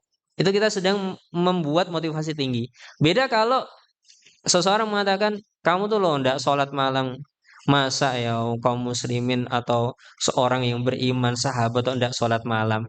Apakah akan bisa dilakukan Bapak Ibu? Belum tentu. Ya. Karena itu konsepnya kurang menghormati dan kurang memunculkan motivasi. Ya. Jadi sesuatu di sini bukan sesuatu yang diharamkan ya Bapak Ibu, tapi kita memilih namanya efektivitas kalimat. Makanya Nabi Shallallahu Alaihi Wasallam dijuluki sebagai Jawamiul Kalim. Kenapa? Karena kalimat-kalimat beliau efektif. Setiap tindakan itu efektif, setiap kalimat itu efektif. Jadi usahakan untuk pakai kalimat doa agar kedepannya semakin baik. Yang sekarang nggak baik, nggak usah dikomentari. Ya. Kemudian yang kelima, Bapak Ibu, tidak boleh membandingkan dengan anak lain, tidak boleh melabeling. Memang kamu tuh memang seperti ini, dibiasakan, tidak pernah mau. Itu namanya labeling, tidak boleh. Kemudian menghukum juga tidak boleh. Kita hanya bisa memberikan prompt saja. Ya, ayo nak setelah makan cuci piring dulu. Dah gitu aja promnya.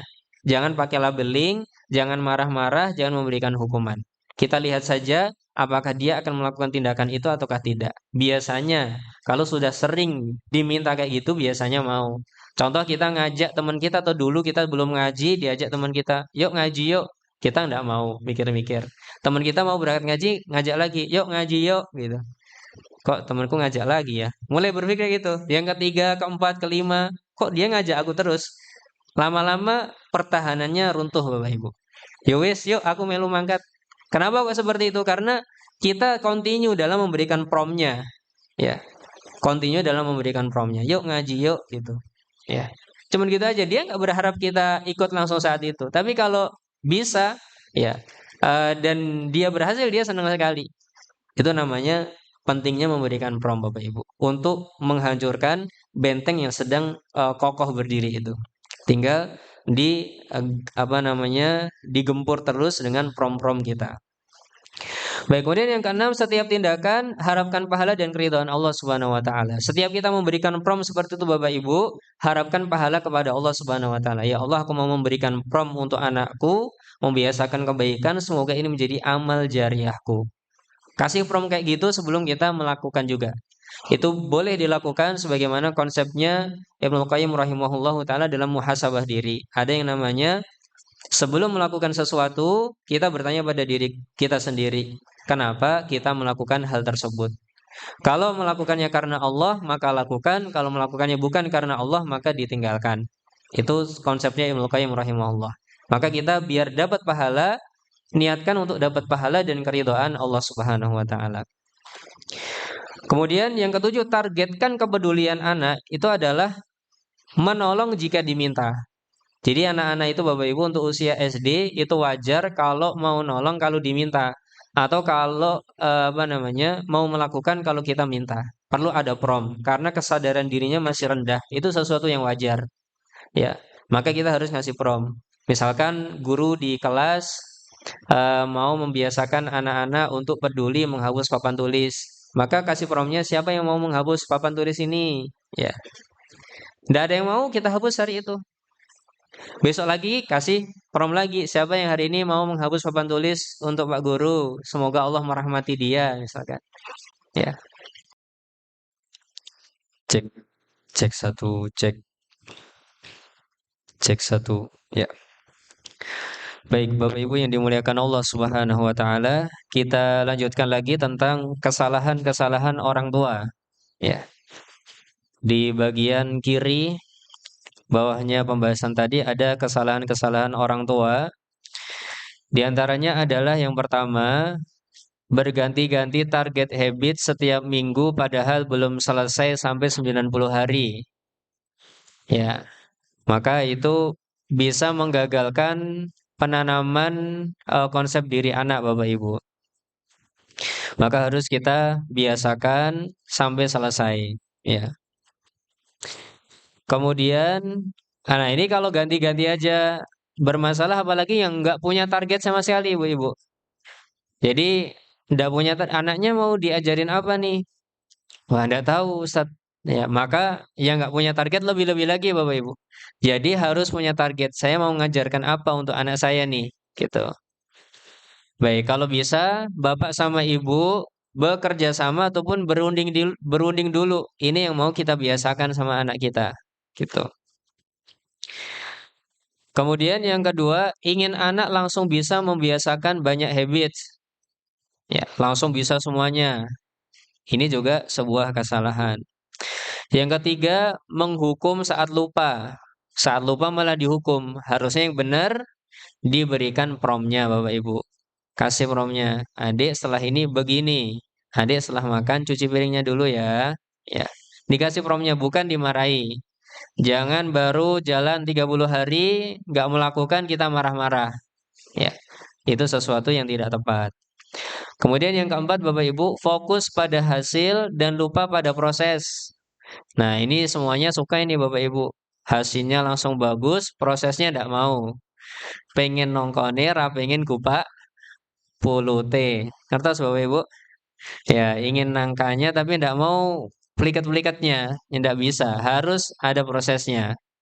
Jadi, fokusnya pada hasil, lupa proses, ini sebuah kesalahan. Harusnya prosesnya yang penting, hasilnya itu karunia Allah Subhanahu wa taala. Kemudian yang kelima, tidak mengingatkan saat motivasi ataupun ability anak masih rendah. Jadi pengennya kita, anak-anak itu bisa sendiri tanpa perintah dari kita. Ini juga sebuah kesalahan. Memang harus ada perintah dari kita, harus ada promnya dari kita. Ya. Kalau kita ingin anak bisa sendiri padahal motivasi masih rendah, ability-nya masih rendah, maka itu sebuah harapan yang bisa dikatakan mustahil untuk digapai. Ya, sebuah harapan yang mustahil. Ini sama seperti kita menginginkan suami kita ataupun istri kita paham isi hati kita tanpa kita bicara, Bapak Ibu. Ada yang kayak gitu, Bapak Ibu? Ya. Jadi ndak ngomong kalau perlu sudah tahu sendiri. Jadi menuntut pasangan seperti dukun ataupun paranormal, ya. Dan itu sebuah, saya bilang itu sebuah keinginan yang wajar dari seorang manusia, tapi mustahil untuk didapatkan, Bapak Ibu. Keinginannya wajar, itu manusia kayak gitu. Tapi apakah bisa? Mustahil. Ya, harus ada komunikasi baru bisa, gitu. Baik, kemudian yang keenam, berharap anak bisa sendiri tanpa diingatkan. Ini juga sesuatu yang salah. Anak harus diingatkan. Sholat saja sampai 4 tahun. Ajarannya Nabi Shallallahu Alaihi Wasallam untuk diingatkan. Baik, kemudian yang berikutnya Bapak Ibu, tips meningkatkan tanggung jawab dan kepedulian anak. Di antaranya yang pertama, berikan tanggung jawab kecil di rumah atau di sekolah. Ya, ada yang kita pilih dari daftar yang saya buat itu Bapak Ibu. Itu boleh dipilih, boleh dikritisi, ya. Banyak sekali di sini merapikan tempat tidur, ya. Apakah mau kita buat ini sebagai habits atau tidak? Kalau sebagai habits, kita ajari dulu, kita upgrade skillnya. Nah, kalau bangun tidur yang dilakukan adalah apa, dan apa. Ya, di apa namanya, ditata rapi bantalnya, dilipat selimutnya. Gitu. Harus pakai promnya sama terus nanti Bapak Ibu. Nah, bangun tidur, tata bantalnya, lipat selimutnya. Dulu saya ngasih prom ini sama anak saya di usia 2 tahun kalau ke masjid. Promnya saya selalu sama terus. Adik, kalau di masjid, diam, tenang, duduk yang manis. Saya buat promnya 3. Nah, adik kalau ke masjid ikut ayah, biasanya nggak pakai kalimat ikut ayah sih. Nah, kalau ke masjid, diam, tenang, duduk yang manis. Kemudian ketika di masjid dia lari-lari, saya upgrade lagi ilmunya. Adik, di masjid itu berbeda dengan di lapangan. Kalau di masjid jalannya begini pelan-pelan. Kalau di lapangan depan situ kamu boleh lari-lari. Ya, sehingga anak saya tahu area. Ini masjid, itu lapangan. Oh, kalau di masjid diam, tenang, duduk manis. Ya, itu saya biasakan dulu sampai sekarang udah nggak perlu prom lagi. Dia sudah ngerti kalau ke masjid harus diam, tenang, duduk manis. Kalau di masjid saya harus jalan, tidak lari, gitu. Tapi harus pembiasaan dulu prom lama itu, Bapak Ibu ya. Ketika usia 2 tahun atau 3 tahun saya agak lupa. Ketika masih kecil dia. Jadi prom itu penting. Dan jangan berubah-ubah terus, biar dia hafal promnya. Gitu. Konsepnya apa? Bangun tidur, tata bantalnya, lipat selimutnya. Gitu. Misalkan begitu Bapak Ibu. Tidak tahu diajarkan gimana caranya nata, gimana cara ngelipat diajarkan. Kemudian menyimpan sepatu dan tas di tempatnya misalkan. Ini kan sebuah tanggung jawab Bapak Ibu. Maka kita pilih dulu apakah kita mau mengajarkan itu ataukah kita cancel dulu. Kalau iya maka gimana cara nyimpan sepatu, gimana ngeletakin tas diajarkan. Adik kalau pulang sekolah nempatkan sepatu di sini. Nah, di situ terus jangan rubah-rubah. Kemudian tasnya di sini seperti ini kan, begitu. Begitu terus. Nanti kita cek dan kita awasi terus selama 90 hari. Kita lihat apakah dia continue atau tidak, apakah dia konsisten atau tidak. Kalau ada tidak konsisten, dia lupa, kita ingatkan lagi pakai prom. Adik, ngeletakin tasnya di sini, ngeletakin sepatu di sini. Dan begini kalau bisa. Ya, begitu Bapak Ibu. Itu namanya prom. Kemudian merapikan mainan setelah digunakan, itu juga sama. Adik setelah main, maka mainannya dirapikan. Gitu. Dikasih prompt terus kayak gitu Bapak Ibu. Kemudian bermain HP di bawah 2 jam misalkan. Ya, ini untuk anak-anak bahwasanya main HP itu nggak boleh 2 jam. Ya, meskipun kalau semakin sedikit atau bahkan tidak main HP sama sekali itu bagus sekali. Tapi kayaknya suatu hal yang mustahil di zaman ini. Ya, jadi kita bolehkan tapi pakai batas waktu, gitu. Kemudian misalkan menjaga kebersihan diri Bapak Ibu, mandi, gosok gigi misalkan. Ya, kita mau biasakan. Nah, ini silahkan Bapak Ibu nanti dipilih kira-kira mau yang mana yang kita ajarkan. Kemudian mengerjakan PR. Ini juga sama. Kita kasih prompt. Ya. Adik sudah hari ini ada PR enggak? Gitu. Oh, kalau ada udah dikerjakan belum? Kerjakan dulu nak, misalkan. Atau nanti jam 6 sore kita kerjakan ya, gitu. Kasih waktu yang biasanya seperti apa. Dan sekali lagi jangan berharap tadi bahwasanya anak bisa sendiri tanpa prom kalau belum bisa kita biasakan. Harus ada pembiasaan dulu. Membawa perlengkapan ke sekolah tanpa lupa misalkan. Ini juga perlu kita biasakan. Malam hari sebelum sekolah apa yang harus dilakukan? Dibiasakan. Kemudian misalkan piket kebersihan kelas dan kerapian. Setelah pelajaran selesai mau pulang, seluruh kursi ditaruh di atas misalkan. Itu sebuah pembiasaan namanya. Ya. Nanti akan ke bawah sampai dewasa. Kemudian misalkan mengumpulkan tugas, tepat waktu, mendengarkan guru saat belajar. Misalkan, adik hari ini apakah mendengarkan guru saat belajar atau bicara sendiri dengan temannya? Misalkan. Itu dibiasakan. Baik ibadah ada sholat 5 waktu, berdoa sebelum dan sesudah aktivitas, membaca dan murojaah hafalan Al-Quran. Nah ini yang bagus lagi ini Bapak Ibu, mengucapkan salam dan terima kasih misalkan. Ketika pulang mengucapkan salam, tok tok tok, assalamualaikum. Nah diajari Bapak Ibu gimana pas pertama kali pulang ke rumah, ya ketok pintu, ucap salam, berdirinya di mana, perlu kita ajari untuk adab seperti bertamu. Mengucapkan terima kasih, apakah setelah kita membantu sesuatu dia mengucapkan terima kasih? Nah, kalau belum, maka kita harus biasakan. Adik, setelah kita dibantu sama seseorang, maka kita ucapkan terima kasih. Gitu. Kalau bisa lagi, pakai kalimat, semoga Allah membalasmu dengan yang lebih baik ya. Sebagaimana yang diajarkan oleh Nabi SAW. Mengucapkan tolong ketika minta tolong. Minta diambilin sesuatu sama bapak ibunya. Apakah Anda langsung, ayah itu ambilin bukuku yang di situ. Belum ada kalimat tolongnya. Coba kita biasakan. Nah kalau minta tolong sama bapak, ibunya yang turun. Minta tolong sama bapak, bilang minta tolong dulu. Ayah tolong ambilkan buku yang di sana ya. Ya. Itu ada kalimat tolong sama tidak ada kalimat tolong. Nadanya udah beda bapak ibu. Kenapa? Karena kalimat tolong itu keluar dari perasaan menghormati. Kalimat tolong itu keluar dari perasaan menghormati. Yang tadinya nggak ada kalimat tolong teriak-teriak, pakai kalimat tolong lebih bisa halus lagi. Hanya sekedar kalimat tolong. Kemudian misalkan permisi saat melewati orang Bapak Ibu. Apakah anak kita kalau melewati orang ada kalimat permisi atau tidak? Ya, kita biasakan. Setidaknya kita membiasakan dari diri kita. Kita sendiri setiap melewati anak, permisi anak, ayah lewat dulu. Permisi anak, ibu lewat dulu. Itu anaknya nanti niru Bapak Ibu. Ya, kalimat permisi. Nanti semakin biasa, adabnya semakin baik. Kenapa ini kalimat-kalimat rahasia untuk penanaman adab dan akhlak secara tidak langsung. Kita nggak usah pakai banyak teori, nggak usah nyebutin banyak hadis, membiasakan kalimat terima kasih, membiasakan kalimat tolong, membiasakan kalimat permisi, membiasakan kalimat mohon maaf, membiasakan kalimat ndak apa-apa, itu akhlak anak kita baik sendiri sama lama-lama Bapak Ibu. Karena 5 kalimat ini sekali lagi Kalimat maaf itu ada dalam dirinya pengakuan bahwasanya aku salah. Kalimat tidak apa-apa ada konsep diri bahwasanya aku memaafkan kesalahan orang lain. Kalimat tolong artinya aku sedang menghormati orang yang kumintai tolong. Kalimat permisi aku juga sedang menghormati orang yang sedang aku lewati.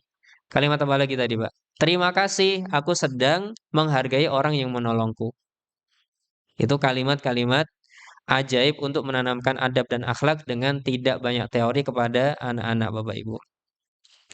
Kemudian tidak mengejek dan menyakiti teman. Apakah sudah kita biasakan atau belum? Di rumah melaksanakan satu tugas wajib di sekolah.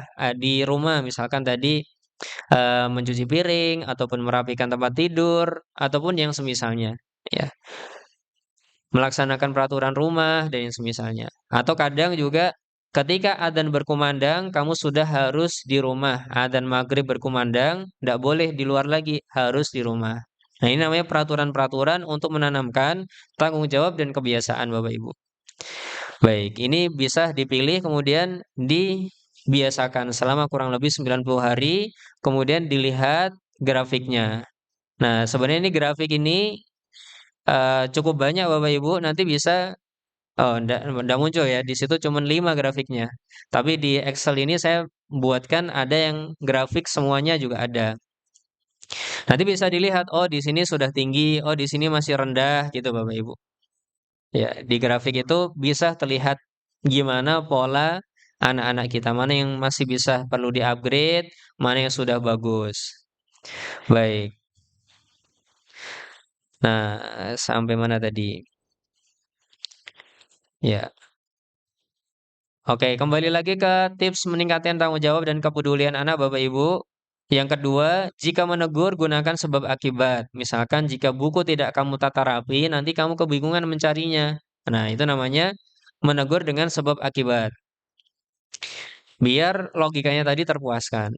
Kemudian yang ketiga, apresiasi proses bukan hasil. Ayah bunda lihat kamu tadi mencuci piring sendiri, Masya Allah, Barakallahu fikum, gitu. Diapresiasi usahanya Bapak Ibu. Jangan dinilai cuci piringnya. Wah, nilai cuci piringmu masih 50 nih, banyak yang masih kotor. Nanti ada di masalah Bapak Ibu. Jadi yang penting adalah konsistensinya terlebih dahulu. Kemudian yang keempat, beri contoh nyata bagi anak atau jadi teladan. Ya, jadi konsep-konsep tadi bagusnya pakai konsep keteladanan. Wallahu taala alam bisawab. Itu kalau yang kita bahas adalah cara menanamkan apa tadi judulnya Bu?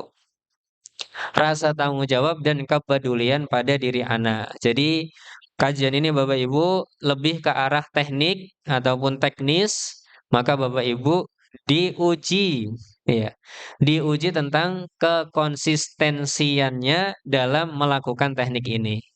Ya, nanti kalau Bapak Ibu bisa melakukan dengan konsisten, maka Bapak Ibu akan banyak bisa menanamkan konsep-konsep yang penting bagi anak-anaknya. Wallahu taala alam bisawab. Saya kembalikan kepada moderator. Masya Allah. Syukran, Mas.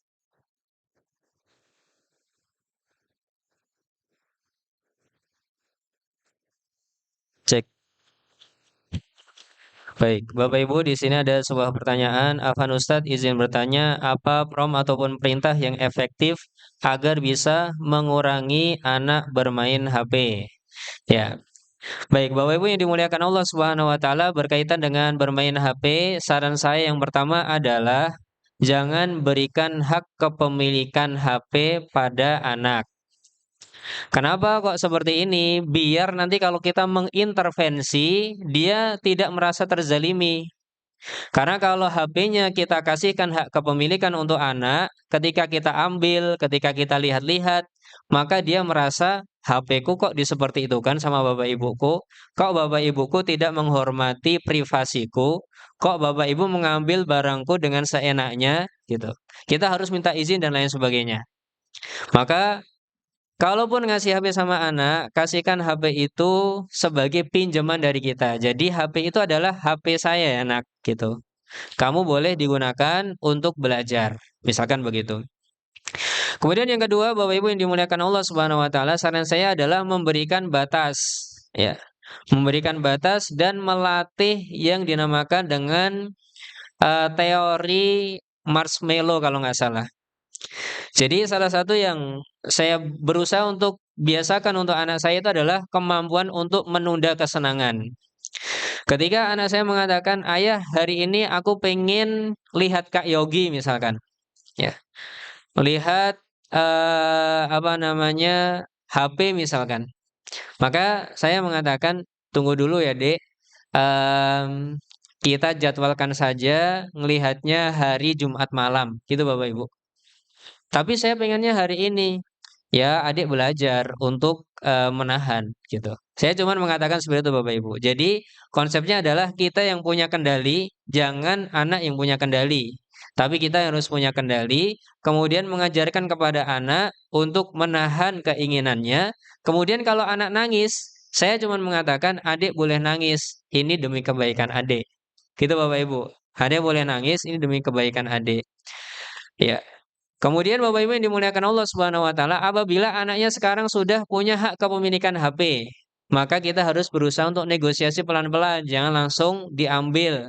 Nanti kalau anaknya dia itu tipenya apa namanya meledak-ledak, nanti bisa jadi masalah. Makanya ada kadang di video-video itu anak-anak merusak fasilitas rumah, ataupun melakukan tindakan-tindakan yang tidak baik, itu karena dia merasa sudah punya sesuatu kemudian diambil. Nah, kalau kita mau mengambil fasilitas yang sudah diberikan, maka harus pelan-pelan, ya. Atau kita rubah dulu hak kepemilikannya. "Adik, ini dulu ayah berikan kepadamu pinjaman ya. Jadi hak HP ini di ayah. Kemudian demi kebaikanmu, nanti ada peraturan untuk HP ini." Ditulis dulu Bapak Ibu peraturannya apa saja. Ya, mainnya di bawah 2 jam misalkan, itu harus diatur, sudah kita persiapkan gitu peraturan-peraturan itu. Begitu Bapak Ibu. Jadi ini beberapa teknik yang untuk membatasi dan kalau anak protes selama dia tidak, apa namanya, sampai merusak sesuatu itu sudah harus disyukuri. Kalau cuma nangis, alhamdulillah itu sangat, ringan sekali. Jadi saya sudah siap, menyiapkan diri kalau anak saya itu nangis, ya. Jadi apa-apa kok nggak diberikan, kok dia nangis, alhamdulillah. Saya cuma mengatakan, "Adik boleh nangis, sini ayah peluk." Cuman begitu aja Bapak Ibu. Ya. Baik, wallahu taala alam bisawab. Nanti diusahakan untuk pelan-pelan diaplikasikan Bapak Ibu. Baik, di sini ada pertanyaan Bapak Ibu. Tadi Ustadz sampaikan tentang apresiasi dengan reward. Jelaskan tentang punishment juga nggih Ustadz? Ya. Di mana kami bisa mempelajari lebih lanjut tentang prompt engineering ini. Prompt engineering ya. Engineering teknik ya. Baik Bapak Ibu yang dimuliakan Allah Subhanahu wa taala, dalam konsep apa namanya? Prom-prom seperti ini tentang punishment ataupun hukuman, terkadang hukumannya atau saat ini saya belum terbiasa dengan menggunakan hukuman sebenarnya Bapak Ibu. Saya hanya lebih ke kalau dia salah ya sudah, saya upgrade lagi dengan teknik yang lainnya. Dan saya perlu tahu sebenarnya contohnya apa misalkan di sini. Ya, kita memberikan apresiasi, kemudian kita pengen memberikan hukuman punishment. Contohnya apa nih Bapak Ibu? Saya belum kepikiran soalnya. Memberikan punishment, apa itu? Contohnya, Bapak Ibu. Apa Pak Guru, Ustadz? Hah, apa Bu? Nggak jajan 1 minggu. Nggak jajan 1 minggu ya. Ya, ini untuk tindakan apa? Untuk tindakan apa Bu? Nggak jajan 1 minggu untuk tindakan apa? Apa? Baik Bapak Ibu. Untuk konsep bohong ini sebenarnya kita juga punya konsep ya Bapak Ibu. Bahwasanya sebenarnya konsep bohong itu untuk anak-anak yang masih kecil, kadang dia itu tidak niat berbohong sebenarnya Bapak Ibu. Cuman dia kadang bercerita imajinasi. Nah, ketika anak saya itu bercerita imajinasi, kadang ya saya terusin aja. Kemudian gimana ceritanya? Kelanjutannya gimana gitu. Karena saya sudah tahu dia cuman berimajinasi. Ini nggak terjadi nyata dalam kehidupannya. Ya, maka perlu dilihat Bapak Ibu dan itu sebuah kapabilitas, sebuah kemampuan Bapak Ibu. Ada yang namanya ilmu imajinasi. Orang-orang yang nulis-nulis buku itu Bapak Ibu, kalau imajinasinya nggak bagus, nggak bisa nulis Bapak Ibu. Yang suka bikin contoh-contoh aneh-aneh di bukunya, itu kalau nggak punya imajinasi nggak bisa. Jadi imajinasi itu sebuah kemampuan, tinggal nanti diarahkan. Ya, kalau nanti masalahnya cek, cek, cek. Kalau nanti masalahnya dia menceritakan yang tidak sebenarnya Bapak Ibu, kemudian kita cross check lagi. Kalau ceritanya itu tentang keberhasilan, itu artinya psikologis anak sedang butuh dipuji dan diapresiasi Bapak Ibu. Ayah, ayah, tadi aku berhasil kayak gini loh di sekolah. Ternyata enggak Bapak Ibu. Oh, dia lagi haus pujian.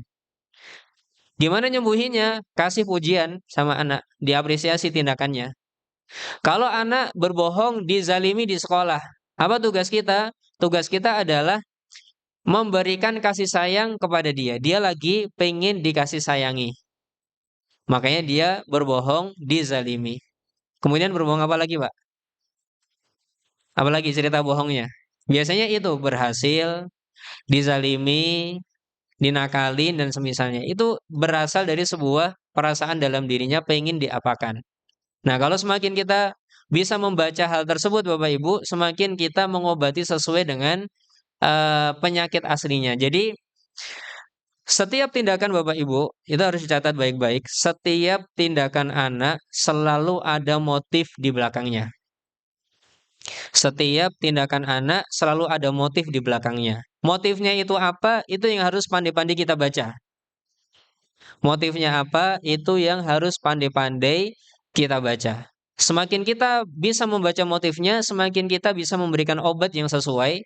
Semakin kita salah memberikan diagnosa, maka semakin salah kita memberikan obatnya. Sama seperti dokter, misalkan panas. Panas itu penyakit atau bukan Bapak Ibu? Panas itu apa? Ya, namanya gejala atau bahasanya simptom, tanda dan gejala. Artinya panas itu ada sesuatu yang bermasalah di dalam tubuhnya. Nah, masalahnya itu apa? Itu tugas seorang dokter untuk mencari. Oh, yang harus disembuhkan ini. Oh, ada bakteri berarti mungkin antibiotik. Oh, virus berarti antivirus gitu. Bukannya sekedar panasnya dengan paracetamol terus. Kalaupun paracetamol sebenarnya Bapak Ibu itu mengobati anak dari sisi misalkan dari anak itu istirahat, dari anak itu tidur, dirinya mengobati dirinya sendiri karena Allah Subhanahu wa taala sudah memberikan konsep kesembuhan untuk diri sendiri. Namanya regenerasi diri sendiri. Bahkan sel darah putih kalau Bapak Ibu tahu cara bekerjanya, dia itu ngejar bakteri-bakteri dan penyakit di tubuh kita. Konsepnya adalah istirahat yang cukup. Ya, kadang seperti itu. Jadi, mengetahui sebab dan motif itu lebih penting daripada langsung bereaksi pada sebuah tindakan yang terlihat saat ini. Begitu Bapak Ibu. Ya, baik. Jadi ini tadi berkaitan dengan memberikan hukuman. Saya belum terlalu kepikiran untuk hukuman-hukuman ini. Meskipun boleh-boleh saja memberikan hukuman, namun saya menggarisbawahi mengetahui ataupun mengobati dari tanda dan gejala atau mengobati dari penyakit intinya itu lebih penting daripada hanya melihat sekedar tindakan asli saat itu. Ya, itu lebih penting. Ya, baik. Kemudian berikutnya Bapak Ibu. Anak saya tipikal anak yang kritis sehingga sering tidak memuaskan logika anak dan anak kadang tidak mau menunggu saya dalam mencari jawaban apa yang harus saya lakukan. Ya. Maka Bapak Ibu yang dimuliakan Allah Subhanahu wa taala, kita bisa mengatakan kepada anak, "Mohon maaf ya, Nak, ini keterbatasan Ibu." Udah gitu aja Bapak Ibu. Ya. Jadi kita mohon maaf, kita akui kekurangan kita, biar dia memaafkan, belajar memaafkan. Biar nanti kalau dia punya salah, kemudian dia minta maaf, kita juga harus mengajarkan namanya kalimat "ndak apa-apa." Ya. Mohon maaf ya Bun, kayak gini gini gini, ndak apa-apa gitu. Nah, maka kita cross check juga pada diri kita, apakah kita juga susah untuk menunggu anak-anak atau tidak? Apakah kita sering mengatakan, "Ayo undang cepet telat ini." Nah, misalkan bisa jadi anak menuruni sikap kita. Begitu Bapak Ibu ya. Itu konsepnya. Jadi anak kritis ini bagus, memuaskan logika juga bagus. Kalau kita lagi tidak bisa jawab, maka kita bisa cari orang lain. Saya kalau anak saya sedang tidak percaya dengan saya, Misalkan dalam kesehatan, adik nggak boleh makan ikan seperti ini dulu, adik nggak boleh makan telur kayak gitu, nggak terima Bapak Ibu. Maka kalau sedang sakit, kemudian periksa ke bidan ataupun ke apotek Bapak Ibu, saya tanya ke apoteker atau ke bidannya. Bu, seperti ini boleh nggak sih? Gitu. Biar ibu bidannya, apotekernya yang jawab Bapak Ibu. Kenapa? Karena konsepnya anak nggak percaya dengan orang tuanya. Itu harus kita kunci juga Bapak Ibu. Jadi saya baca sama anak saya, anak itu ndak percaya dengan orang yang terdekat. Termasuk istri nggak percaya sama suami, suami nggak percaya sama istri Bapak Ibu. Ya. Jadi sepandai apapun pasangan, kadang nggak dipercaya. Seminim apapun ilmu orang luar itu dipercaya. Itu harus kita sadari dari kondisi psikologis kita Bapak Ibu. Termasuk dulu ceritanya Imam Abu Hanifah rahimahullahu taala ketika ibunya bertanya sebuah masalah dijawab sama anaknya tidak percaya Bapak Ibu. Padahal anaknya adalah orang yang paling pintar di situ. Ya, Imam Abu Hanifah. Terus gimana? Ibunya mengatakan, aku pengen jawaban Ustadz sana. Apa tugas Imam Abu Hanifah? Nganterin ibunya ke Ustadz sana, Bapak Ibu. Cuman untuk bertanya tentang masalah agama yang diketahui Imam Abu Hanifah. Sampai sana Ustadznya kaget, loh kok Imam ke sini? Gitu. Iya nih Ibu, saya mau tanya sama Antum. Gitu. Ini bisa dibaca di biografi para imam ya Bapak Ibu. Bertanya sama Antum Ibu saya. Oh ya gimana pertanyaannya Bu? Begini, begini, begini. Oh ya baik Bu, terima kasih pertanyaannya akan saya simpan dulu. Ibu pulang dulu, nanti kalau sudah 3 hari, kalau nggak salah ingat ya, 3 hari nanti ibu ke sini lagi. Apa yang dilakukan oleh Ustadz yang di sana ibu-ibu? Tanya sama Imam Abu Hanifah. Ya, besoknya pergi sama Imam Abu Hanifah, tanya. Terus jawabannya gimana Imam? Gitu. Oh jawab aja begini dan begini. Ya. Besok pas ibunya datang ke sana, dibilangkan atau disampaikan sesuai dengan apa yang disampaikan Imam Abu Hanifah. Apa yang terjadi Bapak Ibu? Percaya. Ya. Itu adalah konsep psikologis manusia. Nggak percaya dengan orang yang ada di sekitarnya. Itu harus kita ingat-ingat Bapak Ibu. Ya, baik. Kemudian Bapak Ibu yang dimuliakan Allah Subhanahu wa taala, Ustadz jika orang tua nggak sejalan antara ayah dan ibu dan cara menyampaikan ke suami agar tidak menyinggung hati suami jika caranya salah. Misal anak usia 1 sampai 5 tahun belum wajib sholat, tapi dipaksa harus sholat kalau tidak dikasih hukuman. Jika orang tua nggak sejalan antara ayah dan ibu. Maksudnya ini suami istrinya. Oh, suami istri nggak sejalan eh, dan istri nggak mau menyinggung hati suami. Misalkan anak baru 1 sampai 5 tahun dan belum wajib sholat tetapi dipaksa harus sholat. Ya, gimana caranya? Maka Bapak Ibu yang dimuliakan Allah Subhanahu wa taala, kewajiban sholat itu ataupun perintah sholat di usia sekitar 7 tahun itu baru ada perintah. Sebelum itu hanya ajakan motivasi. Nak, ayo sholat. Belum pakai kalimat nak sholat dulu. Jadi boleh kita mengatakan nak ayo sholat. Ya, ayo sholat ke masjid sama ayah boleh seperti itu Bapak Ibu. Sampai nanti usia 7 tahun. Sekitar satu bulan ataupun kurang lebih 1 bulan sebelum usia 7 tahun ataupun 3 bulan sebelum usia 7 tahun di sounding. Nak, bentar lagi kamu usia 7 tahun. Nanti setelah masuk usia 7 tahun, maka kamu harus melakukan sholat setiap hari. Nanti ayah bantu ingatkan kamu setiap masuk waktu sholat. Biar nanti dia terbiasa di usia 7 tahun itu Bapak Ibu. Ya, jadi ada tahapan-tahapannya dalam mengajarkan sholat. Nah, gimana cara biar nggak menyinggung suami? Suaminya diminta untuk mendengarkan tentang fikih mengajarkan anak sholat Bapak Ibu. Ya. Dan saya sudah mengajarkan hal tersebut di bedah buku namanya Cara Mendidik Anak Cinta Sholat dari umur 2 sampai 14 tahun. Ada tahapan-tahapannya, ada konsep-konsepnya. Kemudian yang berikutnya Bapak Ibu, mohon izin bertanya Ustadz, apa yang dilakukan jika anak melakukan tindakan salah? Kita tetap menyampaikan dengan bahasa tidak atau jangan, ataukah redaksi yang lain? Sedikit contoh, anak duduk di meja, contoh bahasa yang tepat disampaikan ke anak.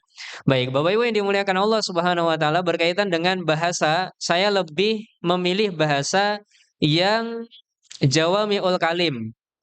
Bahasa yang jawami'ul kalim itu adalah bahasa yang paling tinggi efeknya. Dan bahasa yang paling tinggi efeknya itu adalah bahasa yang paling tinggi balagohnya.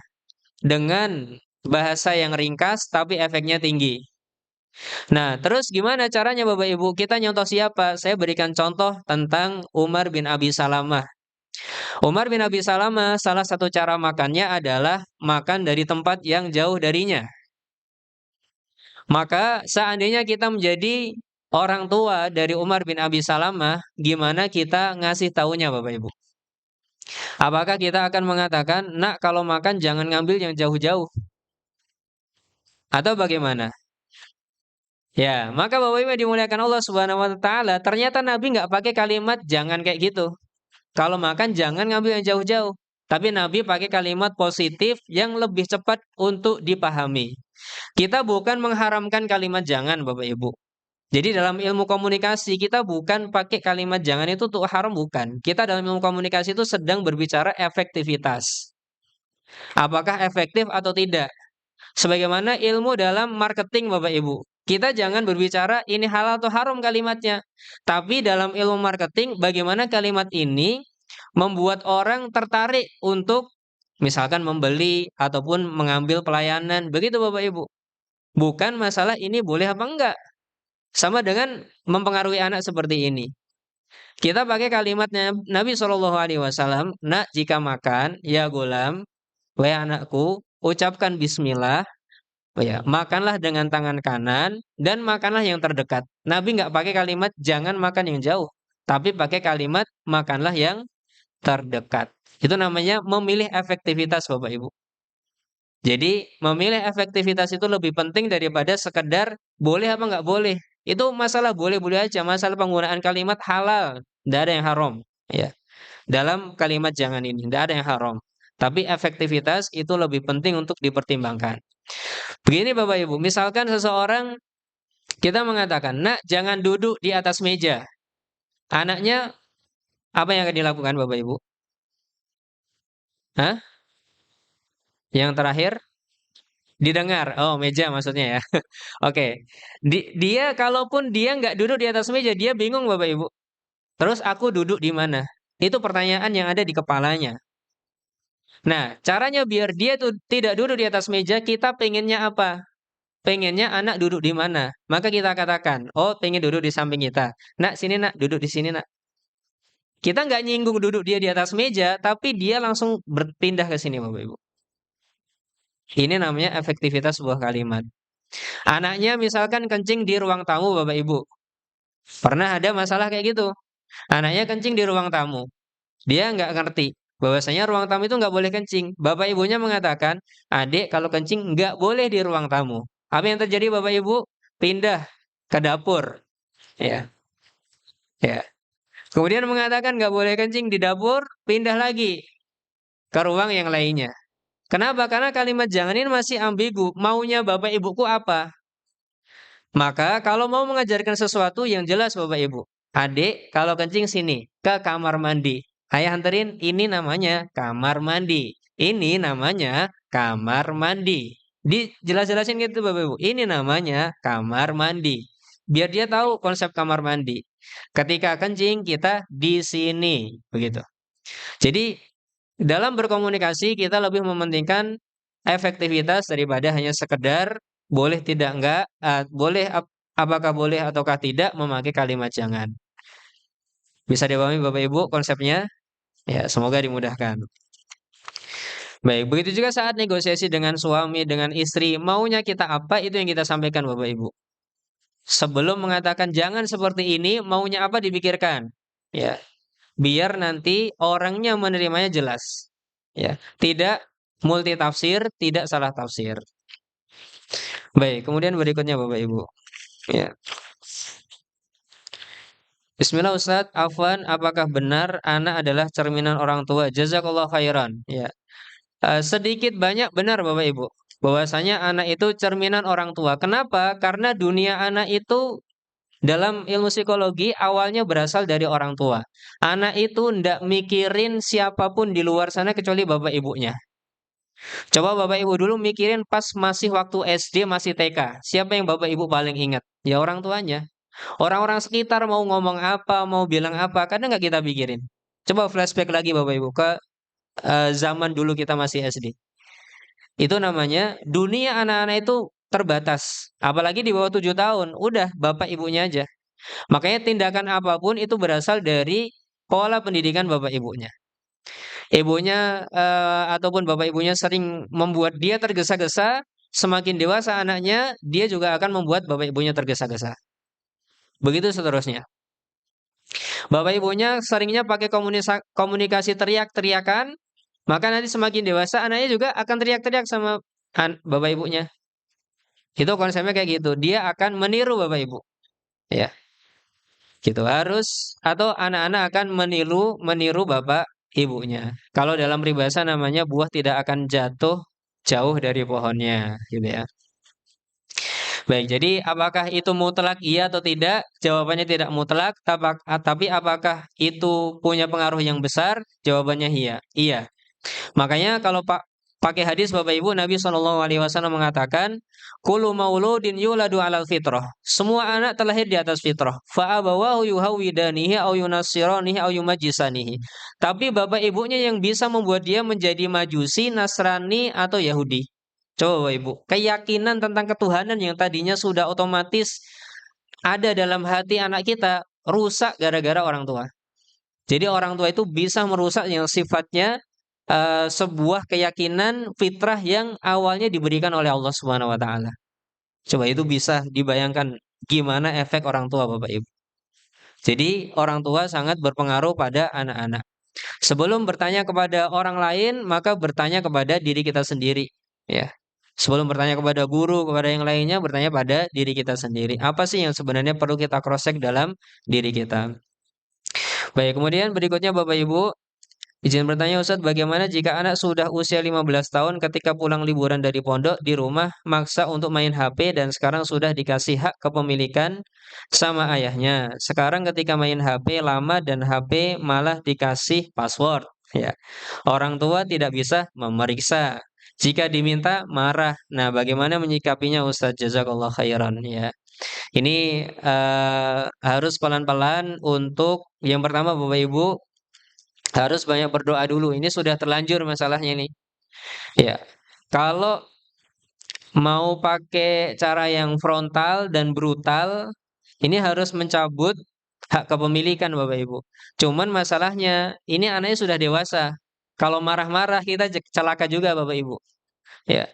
Maka eh, kita harus bisa menyadarkan anak entah dari ustadznya ataukah dari siapanya. Memang sekali lagi orang tua sama anak itu harus bekerja sama. Ya, ada mungkin dari pihak sekolah atau pihak pondok yang bisa untuk diajak konsultasi ataupun yang semisalnya atau mungkin konsultan ke siapa ngajak anaknya tentang masalah HP biar nanti orang lain ini mencabut hak kepemilikan. Ya, dicabut hak kepemilikannya biar hak kepemilikan di tangan bapak ibunya. Kalau sudah nggak bisa lagi Bapak Ibu, udah banyak berdoa saja Bapak Ibu. Sebagaimana doanya Fudail bin Iyad kepada Allah Subhanahu wa taala karena Fudail bin Iyad anaknya juga tidak nurut. Maka beliau berdoa, Allahumma inni ijtahadtu fi ta'dibi aliyan. Jadi namanya anaknya Fudail itu Ali. Falam aqdir ala ta'dibihi fa'adibhu antali. Ya Allah, aku sudah berusaha keras untuk mendidik anakku si Ali, tapi aku tidak mampu ya Allah. Maka didiklah dia untukku. Jadi kita serahkan pendidikannya kepada Allah Subhanahu wa taala. Kemudian kita pelan-pelan ngasih prom sama anak. Mas, ternyata apa namanya? Anak-anak itu bagusnya nanti punya HP setelah bekerja, Nak, gitu. Boleh nggak ini HP-nya Abi tarik lagi? Jadi ini promnya pelan-pelan kayak gitu Bapak Ibu. Sesekali kayak gitu. Ya, mungkin perlu diajak ngopi dulu sama bapaknya ataupun yang semisalnya biar bapaknya bukan ibunya Bapak Ibu. Kalau keputusan-keputusan besar seperti ini harus bapaknya. Karena bapak yang punya apa namanya power lebih ya. Apalagi bapaknya mengatakan nak ternyata bapak salah memberikan HP kepadamu. Demi kebaikanmu, bagaimana kalau HP-nya saya tarik lagi? Ya, gitu. Pelan-pelan seperti itu Bapak Ibu, negosiasi. Ya, sampai nanti kita berhasil narik lagi. Bukan yang brutal kemudian kita jual, kemudian kita marah-marah. Saya sangat tidak menganjurkan hal ini. Takutnya kalau usianya sudah seperti ini, dia semakin benci dengan orang tuanya.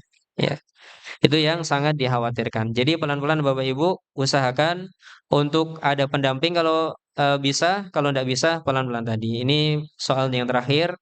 Bagaimana trik atau solusi bagi anak yang ketika marah benar-benar diam dan ketika diamnya lama, kalau sudah marah desak, bicara atau melakukan sesuatu sudah enggan. Tidak apa-apa, kalau sedang marah ataupun diam, diperbolehkan Bapak Ibu. Ya, kalau sedang marah, adik sedang marah, boleh. Bapak Ibu kasih waktu 3 hari, boleh marah. Ya, kalau marahnya sama ibu, nanti nggak boleh makan ya di rumah. Gitu. Kalau marahnya sama abi, besok sekolah ndak ada uang saku. Dah, boleh marah tapi boleh. Ya.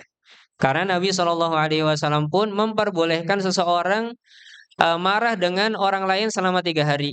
Makanya Nabi SAW mengatakan, La yahillu li muslimin an yahjura musliman fauqa salasati ayamin. Tidak halal bagi seorang muslim menghajar, mendiamkan orang lain selama 3 hari. Jadi kalau anak kita mau marah, kita bolehkan. Adik boleh marah. Dan itu sejak anak saya kecil, saya bolehkan seperti itu. Adik boleh nangis, adik boleh marah, tidak apa-apa. Gitu. Ini demi kebaikan adik. Udah seperti itu saya bilangnya Bapak Ibu. Paling 2 menit 3 menit karena dia mungkin masih kecil ya. Sudah selesai biasanya.